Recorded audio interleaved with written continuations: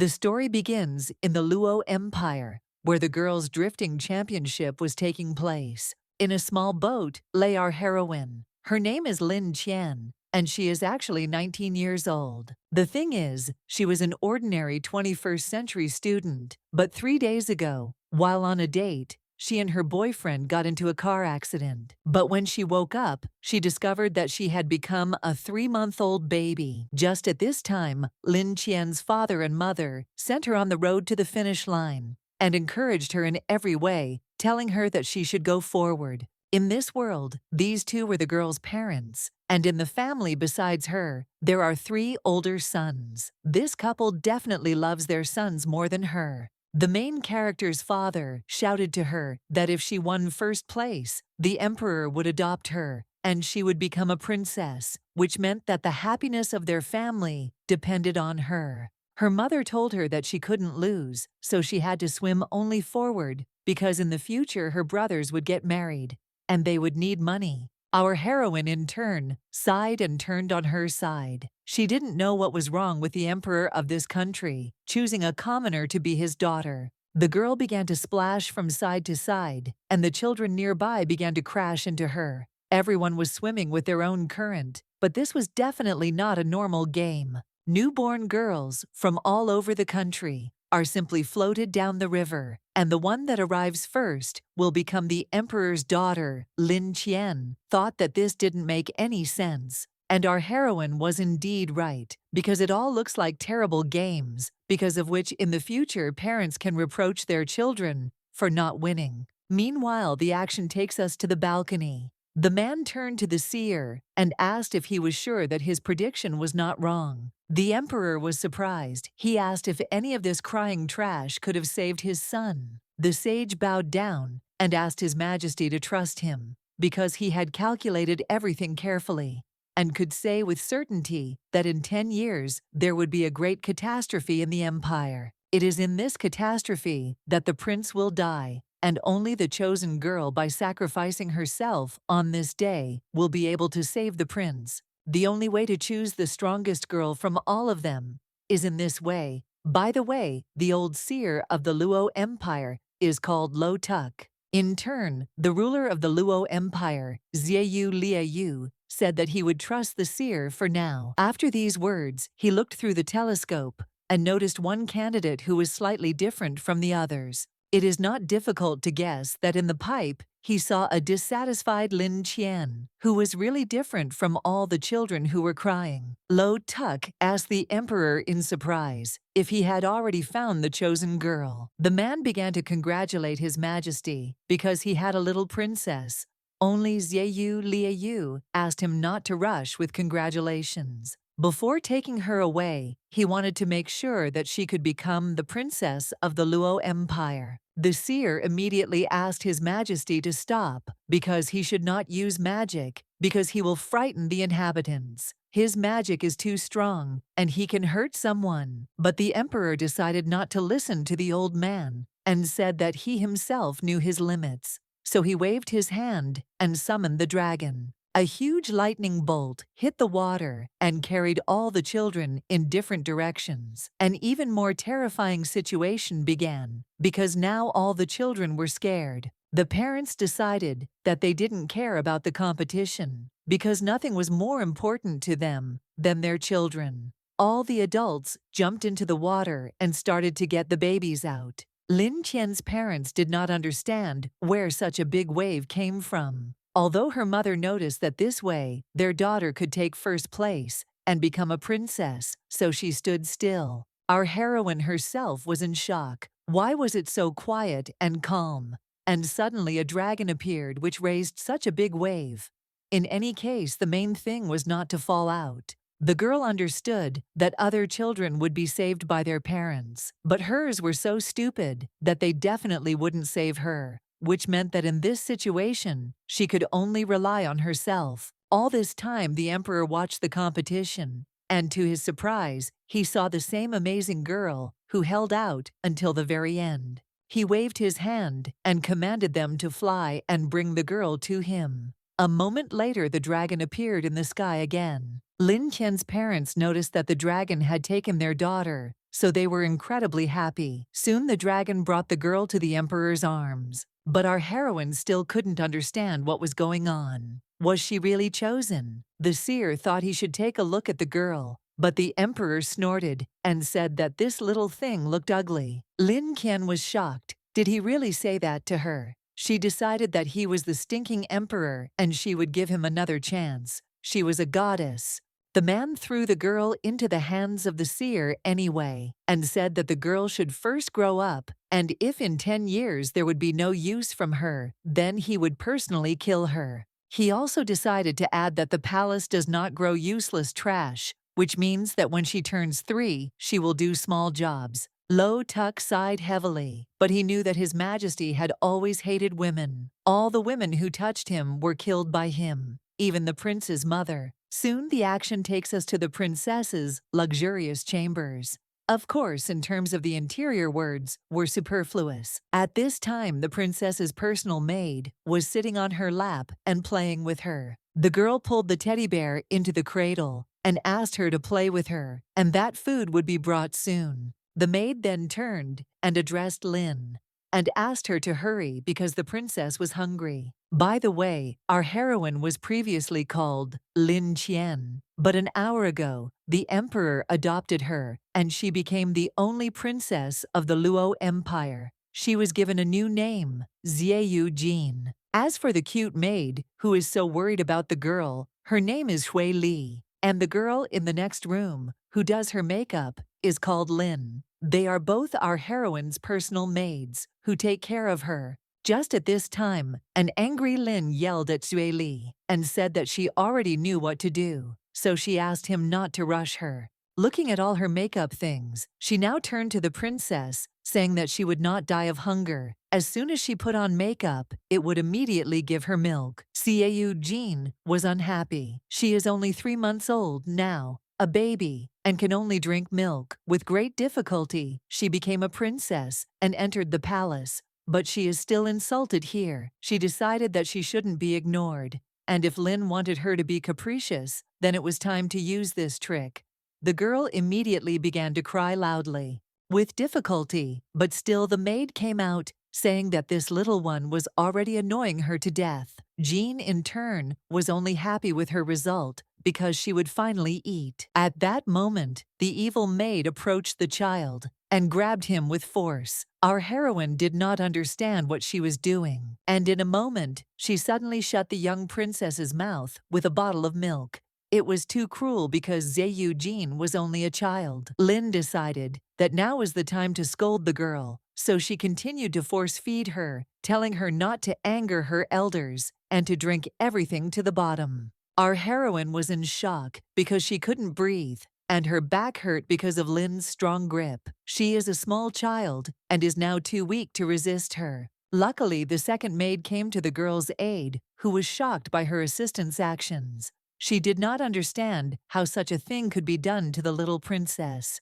Xiaoyu Jin began to cry, her thoughts turning to Xue Li. The girl asked her why she took her away so late. After all, that bad woman almost killed her. Lin laughed at this moment and said that this girl was just an ordinary commoner, an illegitimate child, and Xue Li actually treated her like a princess. Jean thought at this moment that there were rumors in the palace that when that stinking emperor ascended the throne, there were never any women in the palace, even the prince's mother had died. But now there were still women in the palace. She, the little goddess, who had not yet grown up, and also the silly Xue Li, and this Lin, who only had breasts and a face. Of course, if you think about it, you can understand the girl. Before her arrival, these chambers belonged to the queen. Lin probably dreams that the emperor will pay attention to her, and she will become the mother of the empire. By the way, it looked like there was an emperor outside the window. Our heroine smiled slyly and decided that if Lin wanted to visit the emperor's bed so much, then the beautiful child would help her. So now it was moment X. Xiaoyu Jin took a deep breath and took in more and more air. In the end, she let out all her power and started crying very loudly, which even scared Xue Li. But such a loud cry would definitely attract the emperor's attention. Lin began to complain about the child, saying that it was difficult for him to serve, and Zhui Li in turn tried to calm the girl down. The maid tried to feed the girl, but our heroine pushed her away, mentally asking Zhui Li to stop because crying is a privilege of children, and if she does this, she will not be able to cry. Just then, a puzzled voice asked what this concern for the princess was. The bottle suddenly fell to the floor. The approaching sound of boots made it clear that it was the emperor, and Lie Yu was puzzled as to why the princess was crying so much. Lin turned her head in horror. She realized that the baby's cry had attracted the emperor's attention, but she couldn't let His Majesty know that she was the one who made her cry. The angry emperor ordered them to quickly answer why the princess was crying so much, otherwise they would both die. Both maids fell to the ground, but only Lin began to shake. Zhui Li was shocked. She didn't know what to do, because the emperor was angry, which meant that he could kill Lin. What should she answer to save her colleague? In turn, our heroine was very glad that this stinking emperor came on time. She didn't want questions, she just needed to arrest this impudent woman. However, at that moment, Lin screamed and said that it was all Zhui Li's fault, and that she had brought the princess to tears. She asked the girl in bewilderment how she could have brought her to tears. Xie Yujin was surprised, but she couldn't let the kind-hearted Zhui Li get hurt. The girl started crying loudly and hoped that the emperor would understand what it was all about. Lin turned to His Majesty and asked him not to be angry because Zhui Li was still young and did not understand how to entertain children. She tried to take the girl in her arms and calm her down. Our heroine couldn't let this deceitful woman touch her. How could that be? The emperor didn't understand her acting skills. Oh well, now she'll put on another play. However, at that moment, the emperor pushed the maid away and told her not to touch the girl. After all, she was his daughter. He could kill her, or he could hold her in his arms. Looking at the girl, the man smiled and said that this little child was really ugly. Jean was surprised that she cried so much that he decided to pick her up. However, she began to pout with indignation. She wanted him not to think that because she was a child, she did not understand anything. Obviously, he thought she was cute, but he said something else. Lin felt like she had an opportunity at that moment, because if His Highness could be so gentle, she couldn't miss this chance. At that very moment, she pressed herself against him and began to speak in a gentle voice. Our heroine couldn't leave it like that, so she continued to spin and show her wounded back. She persistently demonstrated what she was grabbed by so forcefully, and fortunately, the stars aligned, so the emperor noticed the terrible marks on the girl's body. Xie Yujin was very happy about this. Since the emperor had such an expression on his face, he understood her, which meant that this impudent woman could not be let go now. At this time, Lin pressed herself closer and closer to the emperor and said that if he liked the princess so much, then she could give birth to him. Our heroine was shocked that the maid dared to start a conversation about such things. She had every chance of a quick death right now. The emperor would definitely be angry. However, when he grabbed the maid's hand, he saw blood, and then said that she simply did not deserve what she was talking about. The incredibly evil emperor ordered his guards to seize this woman, cut her into 8 pieces, and throw her away.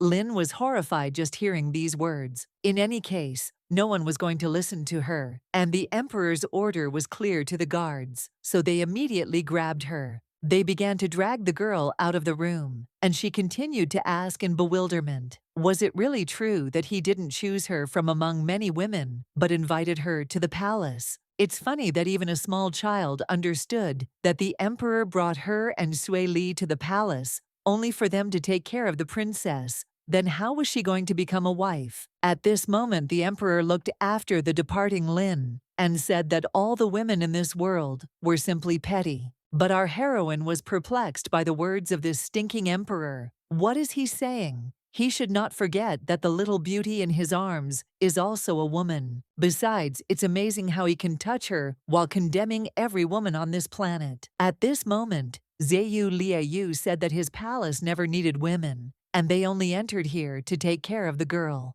Looking at Xue Li, he told her that if anyone had any wrong thoughts, he would immediately feed them to the dogs. The girl said that she understood everything and would take good care of the princess. Xie Jin was very happy that Xue Li was able to fight back and stand up for herself. She wouldn't let anyone bully her. The emperor noticed such joyful and precise movements. So looking at his daughter, he even smiled. At this moment, Xie Jin's stomach began to rumble. The girl was surprised and then decided that it was all the emperor's fault. However, the man looked at the maid and told her to take the child and feed her. Fortunately for our heroine, the nightmare was over, and after a while she was eating delicious milk in complete silence. At this moment, the maid examined the girl and noticed terrible marks on Xie Jin's back. Xie Li sighed heavily and assumed that the princess must be in a lot of pain. But our heroine continued eating, thinking that she was fine because when you eat, you can forget about everything. Suddenly, the emperor approached the girl and told her to step aside. Xue Li was initially a little confused. At that very moment, the man grabbed the girl in his arms. But the worst thing for Xie Jin was that she didn't have time to finish eating and dropped her bottle. She immediately began to sulk at the emperor because she didn't understand what he was doing at all until she couldn't even finish eating. Xie Liu smiled in turn and asked the girl not to move because he was about to heal her. Our heroine was suddenly surprised because she had not paid attention to the fact that the emperor was quite handsome. One way or another, the emperor used healing magic and helped the girl. Soon after, he touched the princess's wound and began to heal her. Xie Jin didn't understand if she should feel so warm. Is old age not a joy? Nothing works. Lai Yu was shocked, even without the girl's words. He did not understand how this was possible, because contrary to his expectations, the healing magic did not give any effect. But the man still had no intention of stopping, so he decided to try another method. Xue Li, perplexed, began to turn to His Majesty and say that the princess had a small injury, so there was no need to use so much energy, otherwise he might make things worse. However, the emperor certainly wasn't going to listen to advice from a maid. Suddenly, something started happening. Xie Jin didn't understand what was going on, because suddenly her back went cold. She hoped that the stinking emperor would explain everything to her. Still, the wound healed a little, but not as much as it should have, which was surprising. Xue Li was no less surprised by this. She was shocked that the princess could absorb His Majesty's magic. Xie Liu took a closer look at the girl and her wound, before smirking and saying that it was quite curious. Our heroine didn't understand what he was staring at, and what was interesting about it. The stupid emperor was looking at her too strangely, so she didn't like it. Literally without words, the man turned around and headed in an unknown direction.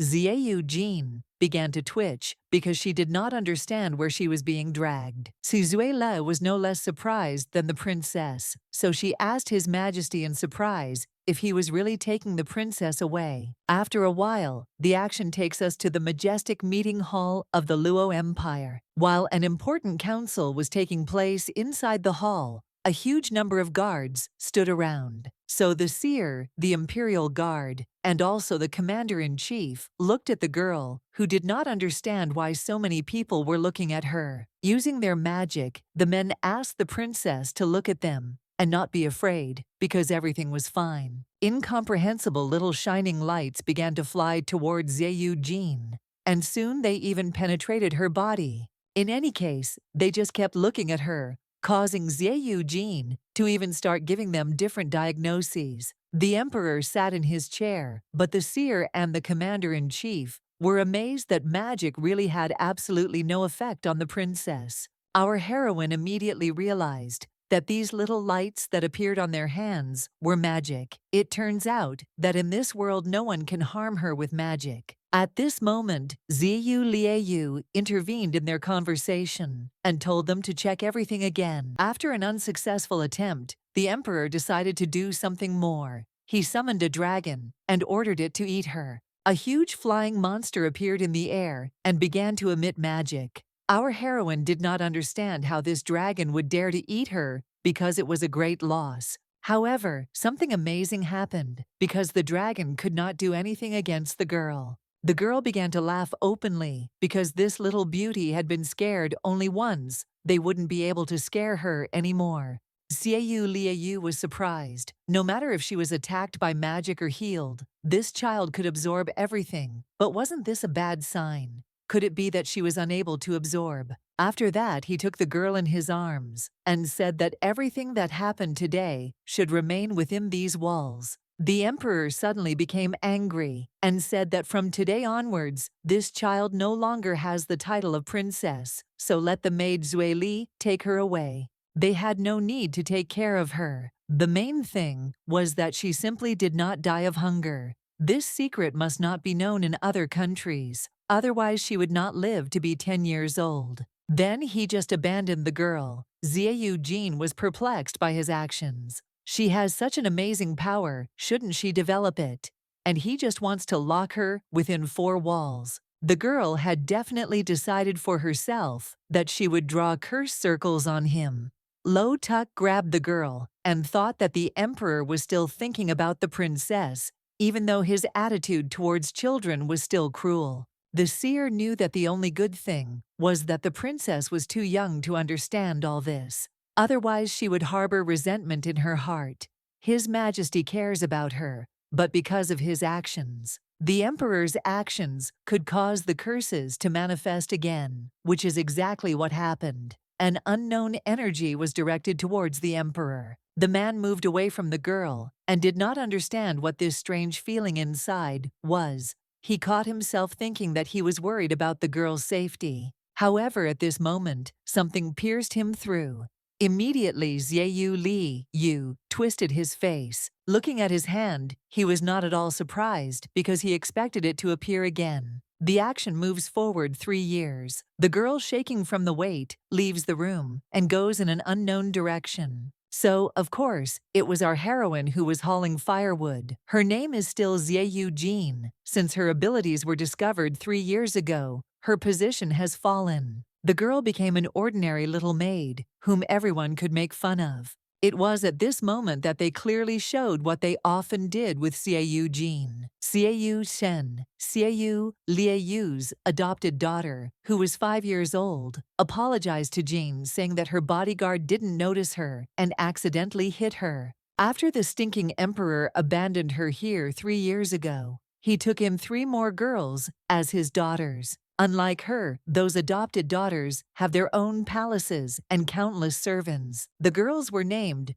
Princess Chen, Princess San, and Princess Mei. Right now, Princess Chen was standing in front of our heroine. They say that the stinking emperor loves her the most because out of all the princesses, she eats the most luxurious food. Xiaoyu Jin began to stand up, saying that Princess Chen was right. She fell because of her mistake. Bowing down, she said that the little girl should not be so skinny and get under her bodyguard's feet. She asked if the little girl had soiled his feet. Our heroine tried to endure this with all her might, knowing that she would one day take revenge on these people who humiliated her. But now she has neither the strength nor the influence, so she needs to wait for time. At that moment, the impudent princess approached the girl and slapped her in the face, telling her not to laugh. Chen pointed out that if the girl herself knows that she has dirty, her bodyguard's feet, then she should clean them herself. At this time, the seer watched what was happening and sighed heavily, saying that he was very sorry for the princess. It would seem that Chen is so small, but already so evil. Lai Yu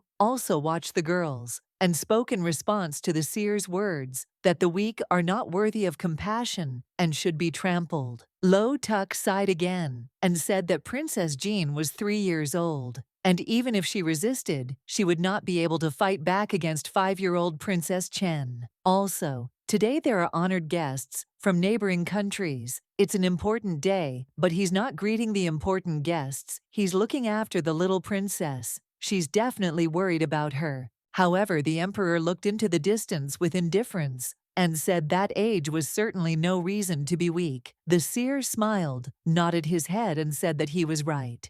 Only he speaks so cruelly, but Lo Tuk knows that even though 3 years have passed, he still worries about her. Every night at midnight he comes to her bed and looks. Lai Yu said at this point that the reason he was paying attention to her was because if she died, there would be no one to save his son in 7 years. The seer, of course, thought at the end that the emperor now looked like a stubborn dead duck, unwilling to admit his feelings, but the actions were abruptly postponed. At this time, Xue Li ran to help the princess, but Chen screamed and ordered Gao Lei to beat this disobedient servant. The girl said that in such a big palace, there was no one who could teach her a lesson.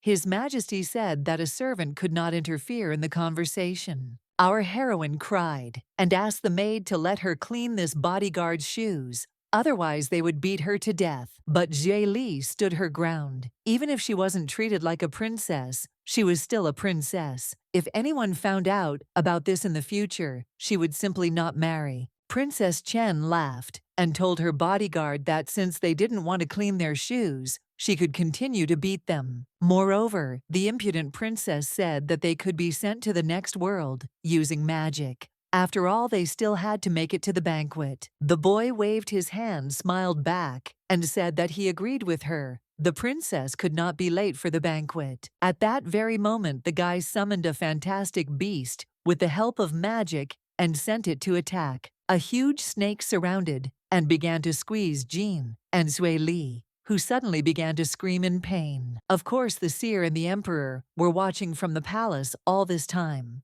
Lo Tuk was perplexed and said that they couldn't let anyone know that Jean was able to absorb magic. The man was horrified and said that otherwise his 3-year plan would be completely destroyed. Turning his head, he asked the emperor what he would do, but at this time, Li Yu no longer listened to the seer, but only jumped off the edge and flew towards the incident. Without thinking twice, he also waved his hand-used magic and sent a huge dragon to destroy the snake. Gao Le screamed in horror, as he certainly didn't expect anyone to oppose him. Our heroine, in turn, was very surprised because she understood that this was the dragon of the stinking emperor. Did he really come to save her? The princess screamed in horror and asked the bodyguard what had happened. But was he really dead? The snake and Gao Lei were simply torn to pieces. The girl turned around and started running in tears, saying that someone had killed Gao Lei. She urgently needed to tell her father about this. Lai Yu spread his arms with a smile on his face and said that he knew Chen knew that her father loved her the most, so he would definitely help her find the murderer. The girl was in tears and kept talking about how scared she was. The emperor consoled his daughter and said that her father was nearby. Our heroine was a little upset because the emperor is still Chen's beloved father, but in any case, he appeared at the right time. She did not want anyone to know about her secret. Chen nevertheless began to scream and ask her father for help in finding Gao Lei's killer. She must kill the bad guy herself and avenge him. At this moment, the emperor frowned and asked in bewilderment if she really wanted to be killed too. He moved away abruptly, causing the girl to simply fall to the ground. He then said that there was no need to look for the one who killed Gao Lei. He was right here in front of her. The emperor also said that Gao Lei had committed many terrible deeds and had been killed. He had not been able to punish him before because of the many people. Chen was confused and asked her father why he abandoned her, because she was his favorite daughter. Suddenly, he asked the maids to dress Chen up as a maid and give her clothes to someone else. Immediately after these words, the emperor took Jian in his arms and ordered that the clothes be given to her. Our heroine, of course, did not understand the train of his thoughts. To take the clothes off the most beloved princess and give her clothes to her. The girl decided that the emperor thought that her life was too long. The other princesses knew that she was a servant, and then she decided to wear Princess Chen's clothes. The action moves to the banquet hall, where there were many different dialogues. Many came to see how many princesses His Majesty has, because they will be at the banquet. At this moment, one of the girls asked her friend if she knew that the emperor of the Kai Empire would come here to build economic relations with the Luo Empire. But the main thing is that she heard that the emperor of the Kai Empire would come here to see the princess and marry her to his son. It was immediately clear why Liu Yu took the princesses for himself. Just at that moment, the emperor entered the hall with our heroine in his arms. Jean began to look around and frankly was very surprised by how beautiful and luxurious everything was here. People immediately wondered, could this really be the same Princess Chen that everyone was talking about? Everyone believed it because the girl's clothes were very luxurious. Others smiled and said that this was the emperor's most beloved princess because other princesses were brought by wet nurses, but she was brought by the emperor himself. They understood that few could compare with such magnificence. At that moment, the emperor's chair was pulled back. After that, Liu Yu sat down in his seat, still holding Jean in his hand, who felt that many people were looking at her, and she was nervous because of it. At that moment, the man turned his head in bewilderment and asked the man sitting next to him, who allowed her to sit there. It turned out that they were talking about the former Princess Chen, who was just disguised as a servant. She wanted to say something, but at that moment, he waved his hand and told her to get out. The girl suddenly flew into the air. Our heroine watched what was happening in bewilderment and wondered, isn't this too cruel? Either way, the emperor threw Chen in the direction of all the people, causing her to fall to the ground. Jean still didn't understand what was going on. Wasn't Ziyu Chen the most beloved princess? Then why was the emperor so cruel to her? After this act, the emperor told Jean that this place would be just right for her to sit down. Smiling, he looked at the girl and said that she was his favorite princess, Jean. Our heroine couldn't hold back her tears. She asked him again in bewilderment. Then she assumed that he treated Chen this way to avenge her. At that moment, all the people exclaimed in bewilderment, could this girl really be Princess Jean, who lived in the room with the firewood? How could this be? People began to whisper, not understanding the connection. Wasn't Princess Chen the most beloved daughter? Chen was incredibly angry at Jean, because it was because of her that the emperor was now treating her like this. And still, the girl knew that there was a chance, so she would definitely kill her. At this time, the emperor looked at his daughter with the same sweet smile and asked if she was hungry. Extending his hand, he offered her something to eat. But our heroine didn't really understand what was going on. For these 3 years, he had been completely indifferent to her. So why was he so gentle with her now? The girl had no idea why this stinking emperor was doing this to her. The emperor asked the girl what she was thinking about. Jean told him that she was thinking that her father was tired, so he did not need to feed her personally. He could find a servant to help her. Liu Yu smiled and said that it was reasonable. He should find a servant to look after her. Then he looked at Chen and told her to feed the princess. All the people in the hall froze instantly. Would Princess Chen really serve Ziyu Jean? Our heroine laughed in her thoughts, but she was still a little scared by the fact that all the people were staring at her. Chen, in turn, wanted to believe until the very end that the emperor father was joking. But the tears in her eyes grew more and more. She didn't understand how he could treat her like that, let alone force her to work as a servant. How was that possible? However, he told her to hurry, or he would think she was resisting the order. Chen sighed and decided to obey. She asked Jean what she wanted to eat. Of course, she wasn't particularly happy about this, so she began shoving food into her mouth without much enthusiasm, wishing the girl all the worst. Our heroine smiled sweetly and chewed her food, saying that it was very tasty. Jean finally understood that the emperor wanted to make this child hate her. After this banquet, there will definitely be a whole line of people wanting to get rid of her. By the way, at that very moment, the ruler of the Kai Empire Emperor, Nangong Zhang Yuan, was watching this. According to his information, Chen is indeed Liu Yu's most beloved daughter. But today, he deliberately pretended to be his favorite Jing in front of him. He assumed that the emperor knew that his real purpose of the trip was to kill his beloved princess, and the reason he made a scene was just to make everyone think that Jean was his beloved daughter protecting Chen. A very clumsy method of deception, but he couldn't be deceived. The action is transferred to 3 days ago. The seer told the emperor that 3 years had passed, and his old subject finally understood everything.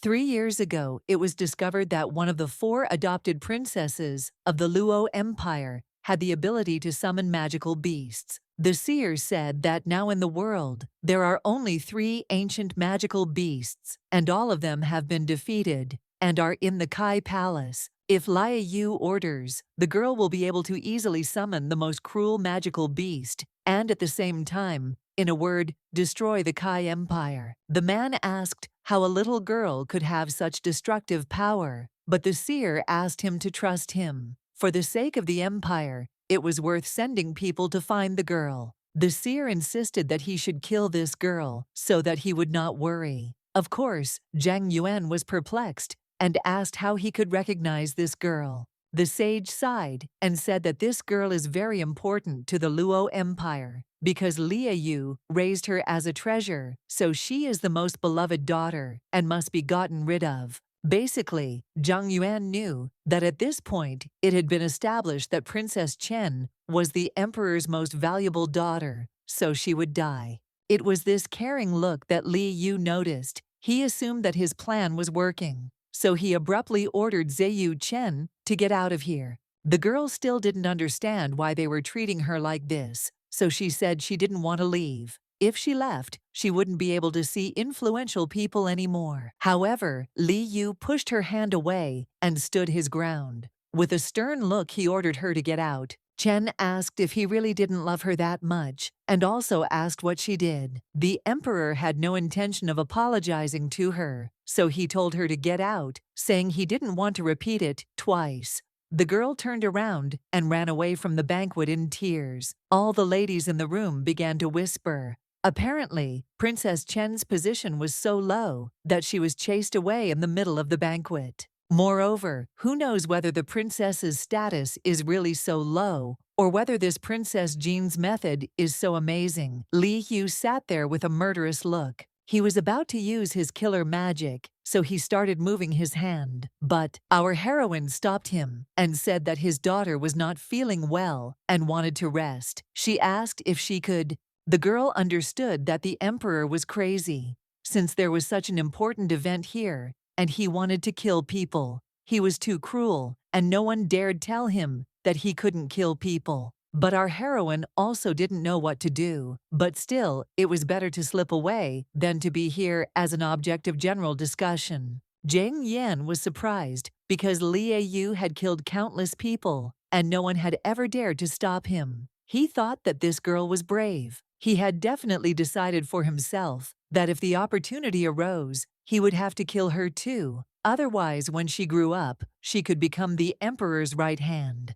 At this moment, Lia Yu called his assistant Siduan and asked him to take Princess Jean to rest. The boy took the girl in his arms and said that the emperor's subject would be happy to carry her. Our heroine smiled at him. Soon after, Zhang Yuan raised his glass and told Lia Yu that they hadn't seen each other for a long time, so he offered him a drink. Lia Yu indifferently agreed with him and raised his glass of wine, but all the while he watched Jing leave. The action moves to the garden. Our heroine turned to the guard Siduan and asked if she could ask a question. The guy smiled and said that she could ask questions. Without thinking twice, our heroine asked if her father emperor loved her. However, just at that moment, something with a murderous aura began to make noise in the bushes. Siduan turned around as quickly as possible. Because he felt the aura, he knew that it was coming from the forest. It seemed that the emperor was worried for a reason. This time, Zhang Yuan's target was the princesses. The guard covered the princess with his body and said that His Majesty loved her, but he himself was thinking about how to quickly deal with the murderers and not let them harm the princess. With a wave of his hand, he released a flock of magical birds and commanded the enemies to come out. Only then did a sudden magical explosion occur, which stopped Siduan's attack. The guy understood that if these people killed his crows, then these killers were not so simple. He turned to the princess and asked her not to move while her servant killed some annoying bugs. Our heroine was not going to do anything else, so she agreed. and began to follow him with her gaze. However, at that moment, the sounds of a fight began to be heard, which made the girl tense up. Would everything be okay with that guy? But who knew that Jean needed to worry first of all about herself, because right behind her came a painfully familiar voice that was surprised that the girl was here. Chen grabbed Jean and started beating her, saying that she had humiliated her so much today that she wanted to get rid of her. The action takes us back to the Luo Empire, but 100 meters underground. Lai Yu's daughter, Princess Ziyu Mei, was there at the age of 3 and was blind. The princess's personal servant turned to her and asked with interest what interesting things she saw. The girl began to use her magic and say that she saw her father, the emperor, and a group of people eating. And she sees something more interesting. To be precise, she sees Princess Chen beating Princess Jean. The girl was even happy for them, because all their lives were interesting unlike hers. Even though she was adopted by the emperor, she could only stay here underground and could not go anywhere. At that moment, the maid turned to the princess and said that she was still too young, but excessive use of magic could harm her. She hugged the girl and said that even the emperor had specified that the use of magic should not exceed 10 minutes per month. The maid noticed that Mei had been watching for over 10 minutes, so she had to stop it, but the girl couldn't because Chen and Jean were in danger. At that moment, the girl began to scream in horror, saying that the bad man would destroy them now. Meanwhile, the action moves to the battlefield, where Siduan was. There was already a whole bunch of killers lying there unconscious. But still, the guy stood there realizing that he couldn't withstand even one blow. The company of hired killers shouted in one voice, saying that he had become weaker, which meant they had to put all their strength into the final blow and get rid of this obstacle. From their small dragons, they began to assemble a huge and ferocious monster which was preparing to attack. However, Siduan laughed, saying that compared to His Majesty, their dragon was just a non-entity. The boy flew into the air and used his magic to the maximum. He summoned a flock of birds and commanded them to tear the enemy to shreds. It could be said that the attack was interrupted because the entire squad began to circle in terror, asking the crows to let go. And again, the action brings us back to our heroine. Chen told her that she took the emperor's father from her, and because of her, she is in a terrible situation. So it's time to end it. Jean was not in such a good mood and well-being, so she could only ask for help with her last strength. She could not push the girl away due to her age. However, at that moment, something happened that really scared Chen, because something incomprehensible pierced her through and through. Our heroine opened her eyes in horror because she felt that the power had weakened. She noticed a terrible picture, but what was even more terrible for her was that this sharp object was approaching her. At that moment, the girl began to scream loudly, but unexpectedly for her, this incomprehensible thing began to dissolve. Our heroine was surprised at first, but then she put everything together and realized that it was a magical attack. Suddenly, a huge dragon appeared in the air. Someone asked to act faster because they needed to make it before anyone saw that Princess Jean was absorbing magic. At that moment, the dragon used freezing magic, which completely froze the blade. Within a moment, it began to crack and break into small pieces. There was fear and confusion on Chen's face. At the same time, the girl asked Jean what she had done to her because she suddenly felt very cold. The girl fell on her back, saying that she did not want to die. Jean, perplexed, asked Princess Chen what had happened to her. Only after touching the girl did our heroine realize that it was all because of the emperor. Our heroine turned around and, seeing the emperor, asked if he had really come to save them. Lai Yu approached and nodded his head, but our heroine asked him to urgently look at Princess Chen because she was seriously wounded. However, he came closer and said that it was unnecessary because she was already dead. Jean wanted to say something, but the emperor grabbed her sharply, after which the girl began to lose consciousness. Just at that moment, Siduan arrived, calling for His Majesty. The boy immediately got down on his knees and started saying that he had let him down. Because of his carelessness, the princess was in danger and he deserved to die. At that moment he threw Jean into Siduan's hands and said that it didn't matter now. He ordered to bring the princess back and make sure that she did not die of hunger. After that, he put his hand on Chen's head and asked him to report that an assassin had entered the palace.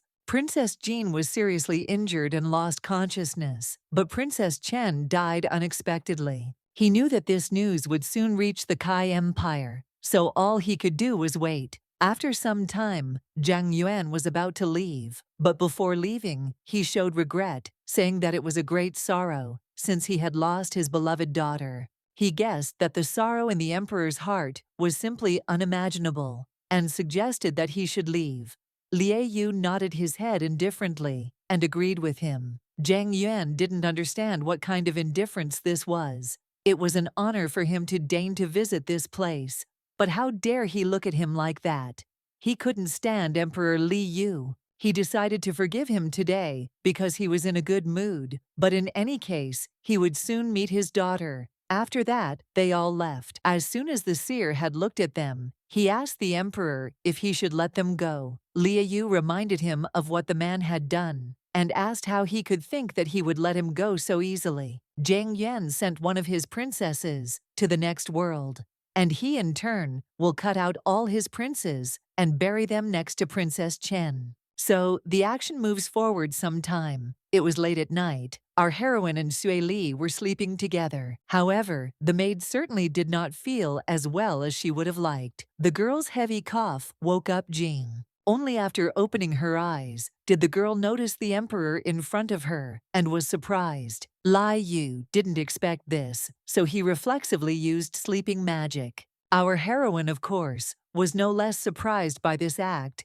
and instantly absorbed the magic. The emperor sighed heavily and said that he had forgotten the moment that magic did not work on her. Our heroine looked at her father emperor in surprise and asked if he had really come to look at her. Of course, Li Yu decided to do everything the way he liked to do it, so he indifferently turned his head away and said that it was not so. Our heroine was upset. This was all bad because Chen was gone, and the emperor probably hated her, so how could she win him over? She herself understood that if he really cared about her, she would not live in this cramped little room. Just then, Sui Li woke up and continued to cough heavily. Jean asked her in confusion what had happened. Suddenly, the maid spoke to the girl. Blood was coming out of her mouth, and the girl was telling the princess that she could not stand it any longer. Looking at the princess, who was in tears, Sui Li asked her to take care of herself. The girl looked at the emperor and said that Jean had done nothing wrong, so she asked to be returned to her chambers and treated as before. However, our heroine started screaming and saying that Sui Li cannot leave her. The girl turned sharply to her father, the emperor, and asked if he could save Sui Li, since she had many serious injuries, and Gao Lei had brutally beaten her. She added that she was fine during the day, but now everything is getting worse, and what's more, she is coughing up blood, so she asked to be saved. It is not difficult to guess how the emperor reacted. As always, he looked at them with indifference. Still, Jean was persistent. She asked to use magic to heal the maid. Lai Yu looked at the princess in confusion and asked if she was really asking him to help the maid. The girl began to shake her head, rapidly continuing to beg the emperor to help her. However, he pushed the princess and said that it was simply unthinkable for the emperor to use his magic to heal a servant. Our heroine fell to the ground. It was very painful, but the girl encouraged herself, saying that she had to be strong. However, both the emperor and even Sui Li stood up in confusion and asked if everything was okay. Our heroine started to get up, but she didn't understand how this was even possible. She had only asked, and the emperor had just pushed her away. She needed to control herself and not show her displeasure. The girl stood up, wiped her eyes, and asked the emperor for help again. She should not be afraid because only he could save Sui Li, and if he pushed her away again, she would stand up again. Jean convinced herself that her pride meant nothing now, but Sui Li's life was very important now, so she had to smile and ask the emperor to do it. However, the maid turned to the princess and said that people like her were not worthy of being treated by the emperor, so she should leave him in peace. The maid asked Jean to take care of herself after her death, after which she began coughing again. Our heroine froze in horror. She couldn't believe that Sui Li could die. The girl fell to her knees in despair and began screaming at the top of her lungs. She begged to save Sui Li because she couldn't lose her. He sighed heavily and told her to shut up because he wouldn't save her, but he could still find someone who would save her. At this point, the action takes us to the seer Lo Tuk, who was sleeping soundly at such a late hour. Suddenly, due to magic, his body rose into the air, causing him to move in an unknown direction. But he was still sleeping. As soon as the emperor pulled the seer towards him, he immediately began to wake him up, saying that it was not time to sleep. The man didn't even have time to understand anything. The seer asked Li Yu what kind of incident forced him to call so late. The emperor pointed his finger at the girl and said that nothing serious had happened. He had called him to save the maid. Lo Tuk exclaimed in bewilderment, asking how this was possible. He was a scholar respected by all, so how could he treat a mere servant? However, at that moment, the old man was taken by the hand by a girl who told him that she was asking him for help.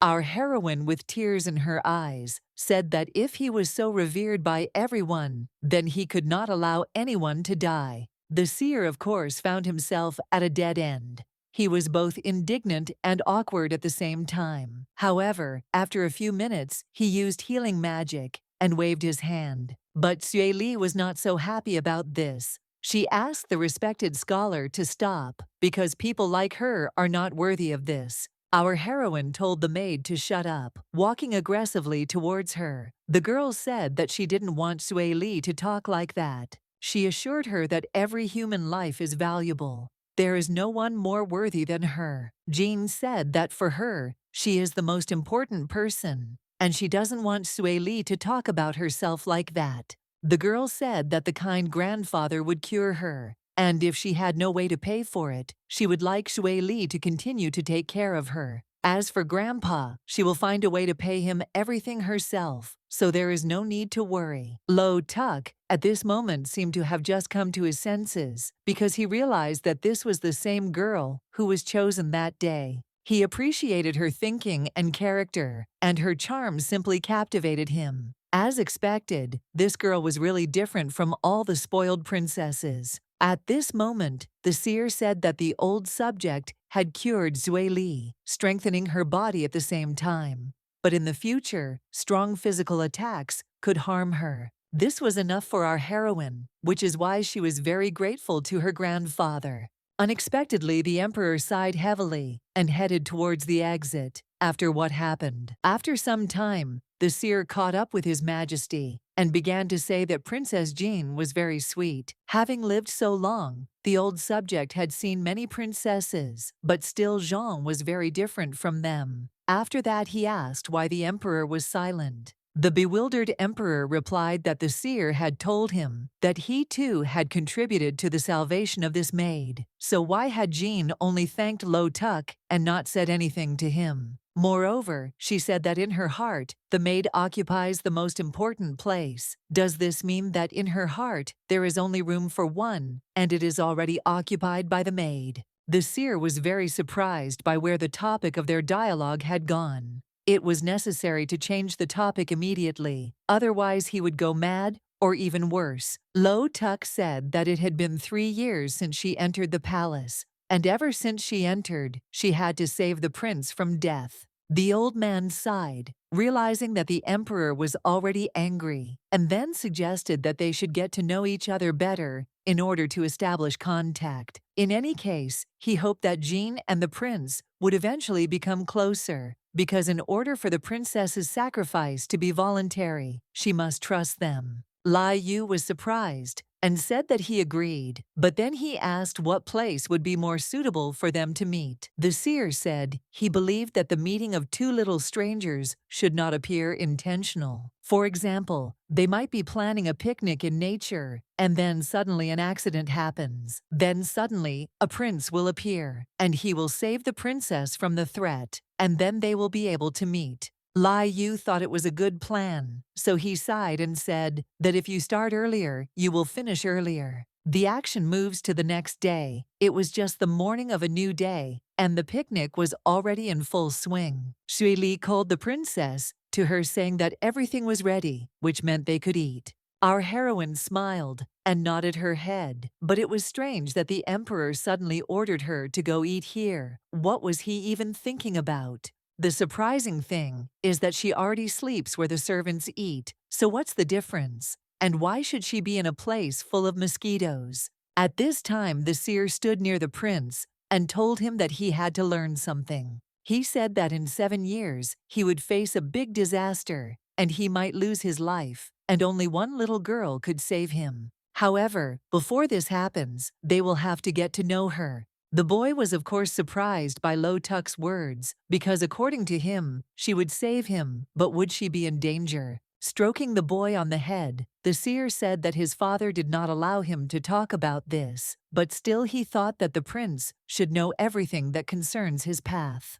The man said that in 7 years, when he turns 11, a terrible event will happen, and this girl will sacrifice herself to save his life. The guy sighed heavily and looked down, saying that if he put it in other words, the girl would simply die because of him. At this time, our heroes had some problems because suddenly such a strong wind started that even the fork flew away. And that wasn't all, because then all the products started flying in different directions. But to complete the picture, it started to hail. Shui Li took the princess in her arms and said that it was becoming unsafe here, which meant they had to leave quickly. Our heroine at that moment looked up and noticed the emperor's dragon. Was it really he who had caused this hail? The girl did not understand what exactly the emperor wanted to achieve by this. Did he really want her to die under this hail? At this point, the seer turned to the prince in bewilderment and said that he needed to act quickly before it became too dangerous. He needed to save Princess Jean. Lo Tuk explained that in the future, she would want to thank him and would voluntarily sacrifice herself.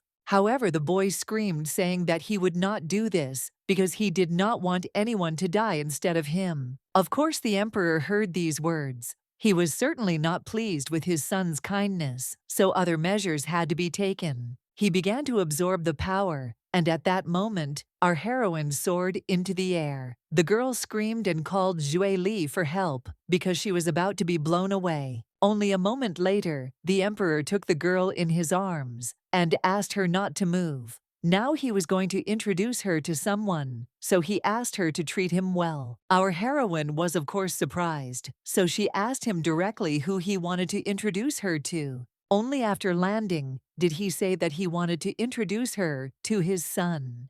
In front of her stood the prince of the Luo Empire, Prince Xander. The man looked at the children and said that they should get to know each other. Jean smiled sharply because she realized that this was the same Prince Xander that everyone was talking about. She noticed that he was incredibly cute. At that moment, Lo Tuk came up to them and told them to chat here, alone, get to know each other better, and that he should go. Our heroine didn't understand what had happened because Prince Xander didn't look happy. The atmosphere was very tense, and she had to say something. The girl extended her hand and introduced herself. She didn't understand why the emperor wanted to introduce her to this prince, but it wouldn't be so bad to please him. However, at that moment, something unexpected happened because the guy simply pushed the girl. Xander told her that she had no right to come so close to him, so she should stay away from him. The princess fell to the ground and hit herself, causing the prince to panic, but our heroine assured him that everything was fine, so he shouldn't worry. She laughed to herself that the emperor loved to push people, and his son was the same way. And yet, she maintained the bar of cuteness and patience. She understood that this upstart was in fact the only prince, and his title was very high. Xander continued to pretend diligently, so he said that even though Jean was adopted, she was still a commoner, so she had no right to stand next to the prince. And again, he pushed Jean, saying that he didn't want to meet her. Our heroine fell to the ground and was worried. Why is this prince so cruel? At this time, Xander ran as fast as he could. In fact, he was born very sick and weak. At the moment when the seer took the prince in his arms, he told His Majesty that he was very weak, because of which he might not survive. But the emperor still used magic to prolong his life, since he could have died immediately after birth. Lai Yu simply could not let his son die. In turn, the scientist Lo Tuk predicted his fate many times. And even if his father takes care of him, prolonging his life with magic, he should live no more than 11 years. It is said that when he turns 11, a catastrophe will happen in the Luo Empire, and he will die in it. 3 years ago, a scientist said that the girl chosen on that day would save his life. And now, just today, he found out what the price would be to save his life, and it turned out that she would have to sacrifice herself. The boy simply could not and did not want to become attached to this girl, and even more so for someone to sacrifice themselves for him. However, our heroine could not leave this acquaintance so easily. She followed him, saying that he could not be so cruel. She said that even if he is a prince, he cannot insult and humiliate others. The girl ran into him and fell on top of him. She was outraged that he called her a low-class girl, but in that case, she was interested in how much more noble he was than she was. She asked if he really thought she could choose who she would be born as. Jean was seriously angry. The girl asked in bewilderment, "Is it really only because the queen gave birth to him that he can humiliate others? If you compare them, then he was just lucky, nothing more." Soon after these words, our heroine punched the impudent prince in the face, saying that he deserved it. Xander was completely shocked by this. He realized that he had never been spoken to like this before, but there was meaning in these words. He really thought about the princess's words because he couldn't even say how he was better when comparing them. However, at that moment, the emperor's voice was heard asking what was going on here. Our heroine only now realized the whole situation. Still as cool as ever, Li Yu looked at his son in surprise and asked if he was okay. The guy blushed because he didn't want to show what happened and said that he was fine. However, coming closer, the emperor asked him again. He did not expect that the prince could be hit by a girl smaller than him. Jean was instantly surprised that such a legendary and ruthless emperor also had such a sweet side. Our heroine didn't even know why, but watching the father and son, she suddenly remembered her parents from the 21st century. She doesn't even know how they are. It's been 3 years since she disappeared. She hoped that they had no problems and that they missed her, but what upset the girl more was Xiao Yi, her lover. She doesn't even know what happened to him after that accident. The girl missed her loved ones madly. However, at that moment, the emperor approached the girl and placed his hand on her head. The man said in surprise that she had hit his son so fearlessly, but only now realized that she was afraid. Our heroine knew she was in trouble because she had just hit the only prince of the empire, and the emperor didn't like her much anyway. Was something terrible threatening her now? Suddenly, the girl curled up and started talking about how her stomach hurt really badly. The girl turned on the actress and hoped that she would not be punished if she pretended to have a stomachache. Lai Yu laughed because it even sounded absurd. She had just hit his son, and now she suddenly felt ill. However, at that moment, our heroine really felt incredible pain. She fell to the ground and started screaming that she was in a lot of pain. What was going on?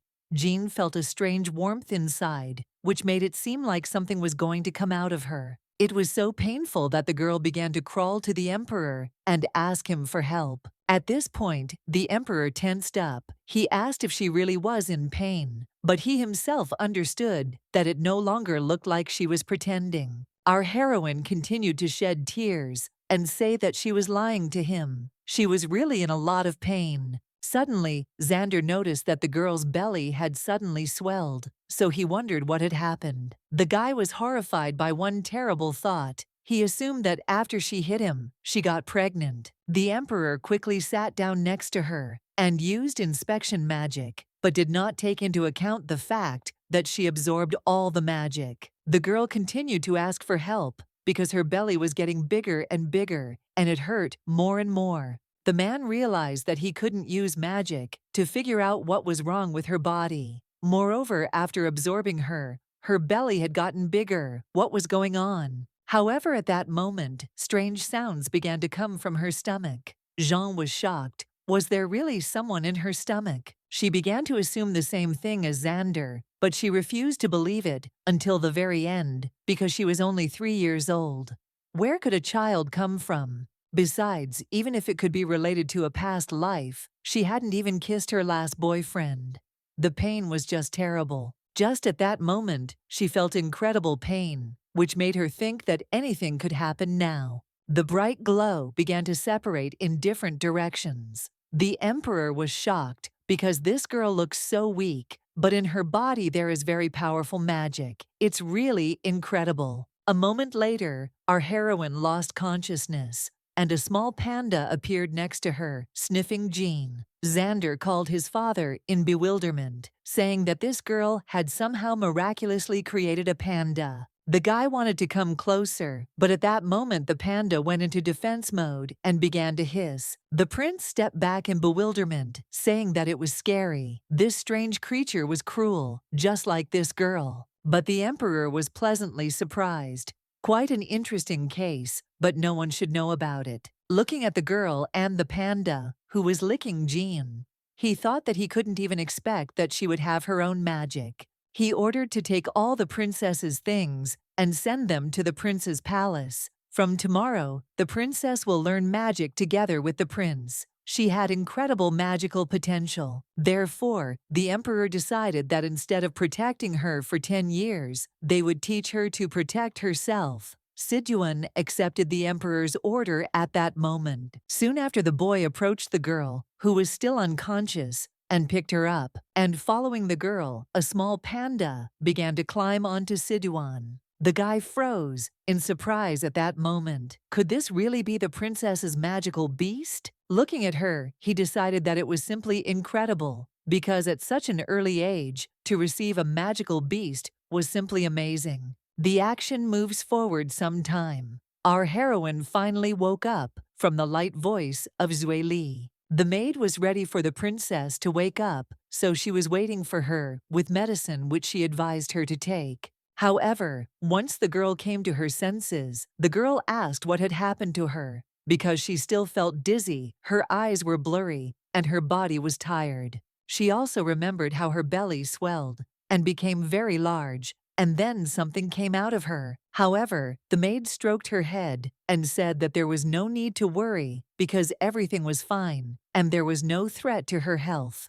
Yeli told her that everyone thought she only lost consciousness because she used too much magic, and then she added that what had happened was definitely not a birth. Her bodyguard said it was a magical beast that had appeared prematurely. The girl continued to surprise our heroine, so I decided to remind her that she was only 3 years old, which meant she couldn't have children. However, immediately after this, the maid handed over the panda and introduced the princess to her magical beast. Our heroine was very surprised. She, of course, had no idea who these magical beasts were. Zui Li smiled and said that her bodyguard told her that the magical beast was a crystallization of her own magic that had taken shape. In simpler terms, each magician's magic is unique, and most magical creatures are animals. For example, Siduan's magical beast is a crow, and their emperor has a huge dragon. If you remember Princess Chen's guard, his beast was a huge snake. Once the magic takes shape,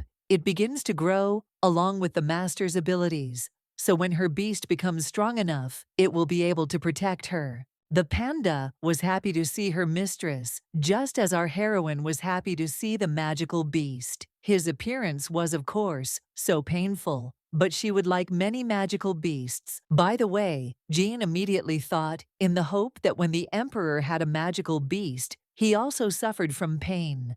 And in general, it is difficult to imagine his face at that moment. Xioli approached the princess and asked her to drink the medicine before picking up her cute pet. Our heroine was very surprised by this. And what's more, Jean doesn't understand why the maid never called him a panda. In any case, The maid smiled and asked the princess not to talk much and hurry to drink the medicine. Even Siduan said that if she did not drink it, her condition would not improve. Of course, the girl wanted to get well soon, so she agreed to this offer and took the medicine. However, our heroine also noticed that Sui Li was acting strangely. What happened? Just at this time, the emperor, as usual, was watching the girl through a telescope. The seer, in turn, reassured him, asking His Majesty not to worry, because after the princess took the medicine, she would immediately feel better. By the way, it was not surprising that His Majesty arranged the princess's chambers there, because this room is very easy to observe. Lai Yu suddenly said that this useless princess now has a magical beast. She almost died, and now she has a new responsibility. Lo Tuk was puzzled and replied that although the appearance of a magical beast is the basis of magic, Princess Jean was never taught it. How could it be considered useless? He wanted to say that no one taught the princess magic, but she still became the owner of a magical beast. And this, on the contrary, is amazing. The seer had studied many phenomena, but he had never seen a magical beast appear at the age of 3. The prince had been learning magic for almost a year, but he still had not had his own beast.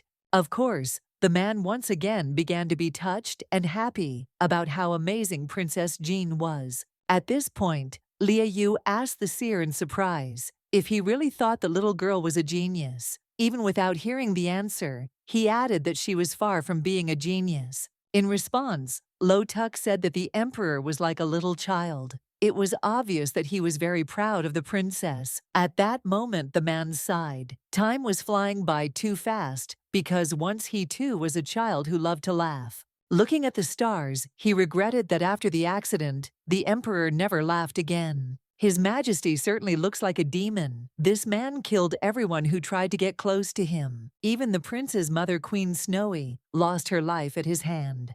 And yet ever since His Majesty had children, he has become less cold-blooded. And Princess Jean actually had very strong magic, and anyone who met Her Highness can tell that she is charm itself. The action moves to the prince's palace the next day. Our heroine was sitting in class and was glad that she was not the only newcomer today. However, Prince Xander and Princess May began their training a year ago. The most amazing thing was that she could already feel their magic a little. But looking at Princess May, she was absolutely sure that the girl was special. Just at that moment, a teacher entered the classroom and asked for silence, after which, since there were new students in the class, he decided to introduce himself. The man was not shy, so he introduced himself as the talented magic teacher, Layla Fan. His family was known for being the best magic teachers in the empire. Over hundreds of years, they trained many great emperors, but that's not the point now, because his time had finally come. But when he noticed the commoners, he was shocked.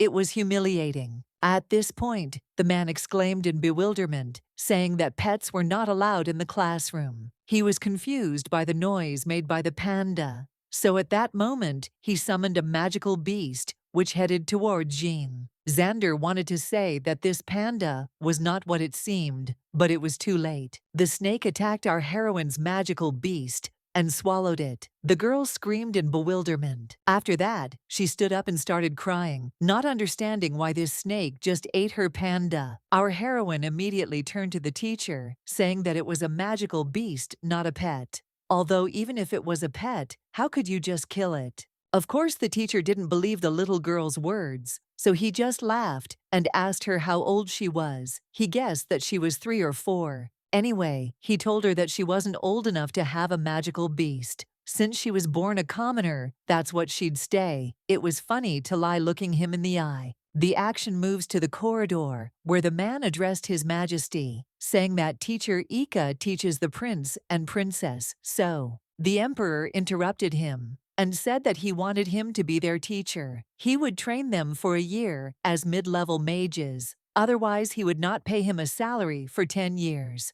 The man couldn't show his displeasure, but he was undoubtedly angry at such an ultimatum. In any case, they were approaching the classroom, where the children were studying, from which voices began to be heard. The teacher was asking the girl if she really thought she was talented. He slammed the table and said that if she brought the pet again, he would punish her. He was the prince's teacher and close to his majesty, which meant he wouldn't be punished even if he hit her. The man looked at the emperor and suggested going inside to see what was going on. However, Lai Yu suggested watching what would happen next. They began to follow the class, but the emperor hoped that it was all a misunderstanding. At that moment, Xander stood in front of our heroine, telling the teacher that as long as he was a prince, no one would harm his sister. In turn, Princess San was very scared and fell to the floor, saying that she wanted to go home. Among the 4 princesses accepted by the emperor, she has no abilities, but she is smart and beautiful. May, after some puzzled conversations, suggested starting the lesson. She was always calm, and her strong magical talent makes her calm. The commander-in-chief was surprised because the Ica family was so rich and famous, so where could they have gotten such an upstart? At that moment, the man noticed that the teacher was lying on the floor and screaming in confusion. He immediately saw the wound that appeared as a result of the magical attack. He didn't understand what those kids had done. If they had managed to hurt Ica, although it was impossible, how could they have hit such a grown man with a magical attack? Suddenly, the emperor smiled and turned around, saying that everything looked very interesting. The commander-in-chief asked in surprise what he was talking about. Of course, it turned out that he was interested in who had just wounded the teacher. Soon he entered the office. Our heroine immediately noticed the emperor and decided that he was coming here to punish them. Xander was a prince, of course, but he hit the teacher hard. She wondered if his father would punish him, although he had helped her. Layla Fan shouted in bewilderment, saying that Princess Jean had hit him. Because he was the emperor's teacher, it would be better for him not to embarrass the prince in front of his father. Anyway, he couldn't understand how this little prince did this to him, but he had no choice but to blame the Princess Lai. You immediately asked the princess if it was her doing. The emperor asked the girl how she could do this. Since she knew that teacher Ika was teaching his heir, Jean didn't even know what to say, and the prince was silent too. Thinking that the boy had decided to make a scapegoat out of her, the girl began to cry and say that it was she who had hit the teacher. Lai Yu looked at her suspiciously and asked why she hit the teacher. In turn, Xander lowered his head in disappointment. The girl replied that the teacher had eaten her magical beast. Selflessly, she said that this was why she hit him. Jean hoped that the emperor would figure out what had happened, because it was not her fault. The man began to analyze what had happened, so he asked if she was really that strong that she could cause such damage to the Ica teacher. Our heroine immediately began to look less confident. She did not know what to say. She mentally asked him to leave her alone and stop digging for the truth, because she didn't know how much strength she might have. It was better to just let it go. The emperor, in turn, thought that he seemed to need another crown prince, although the man suggested that Xander might stop being weak-willed. However, looking at the boy, he understood that he could not become an emperor if he was not ready to take responsibility for his actions. Once again, Li Yu looked at the girl and said that if it was she who hit Ica, then he demands that she hit him again. The teacher was naturally shocked by these words. How could His Majesty say something like that? Actually, our heroine was very surprised by this request. She thought she had misheard, but it seems the emperor is slowly going crazy. And yet, a miracle happened.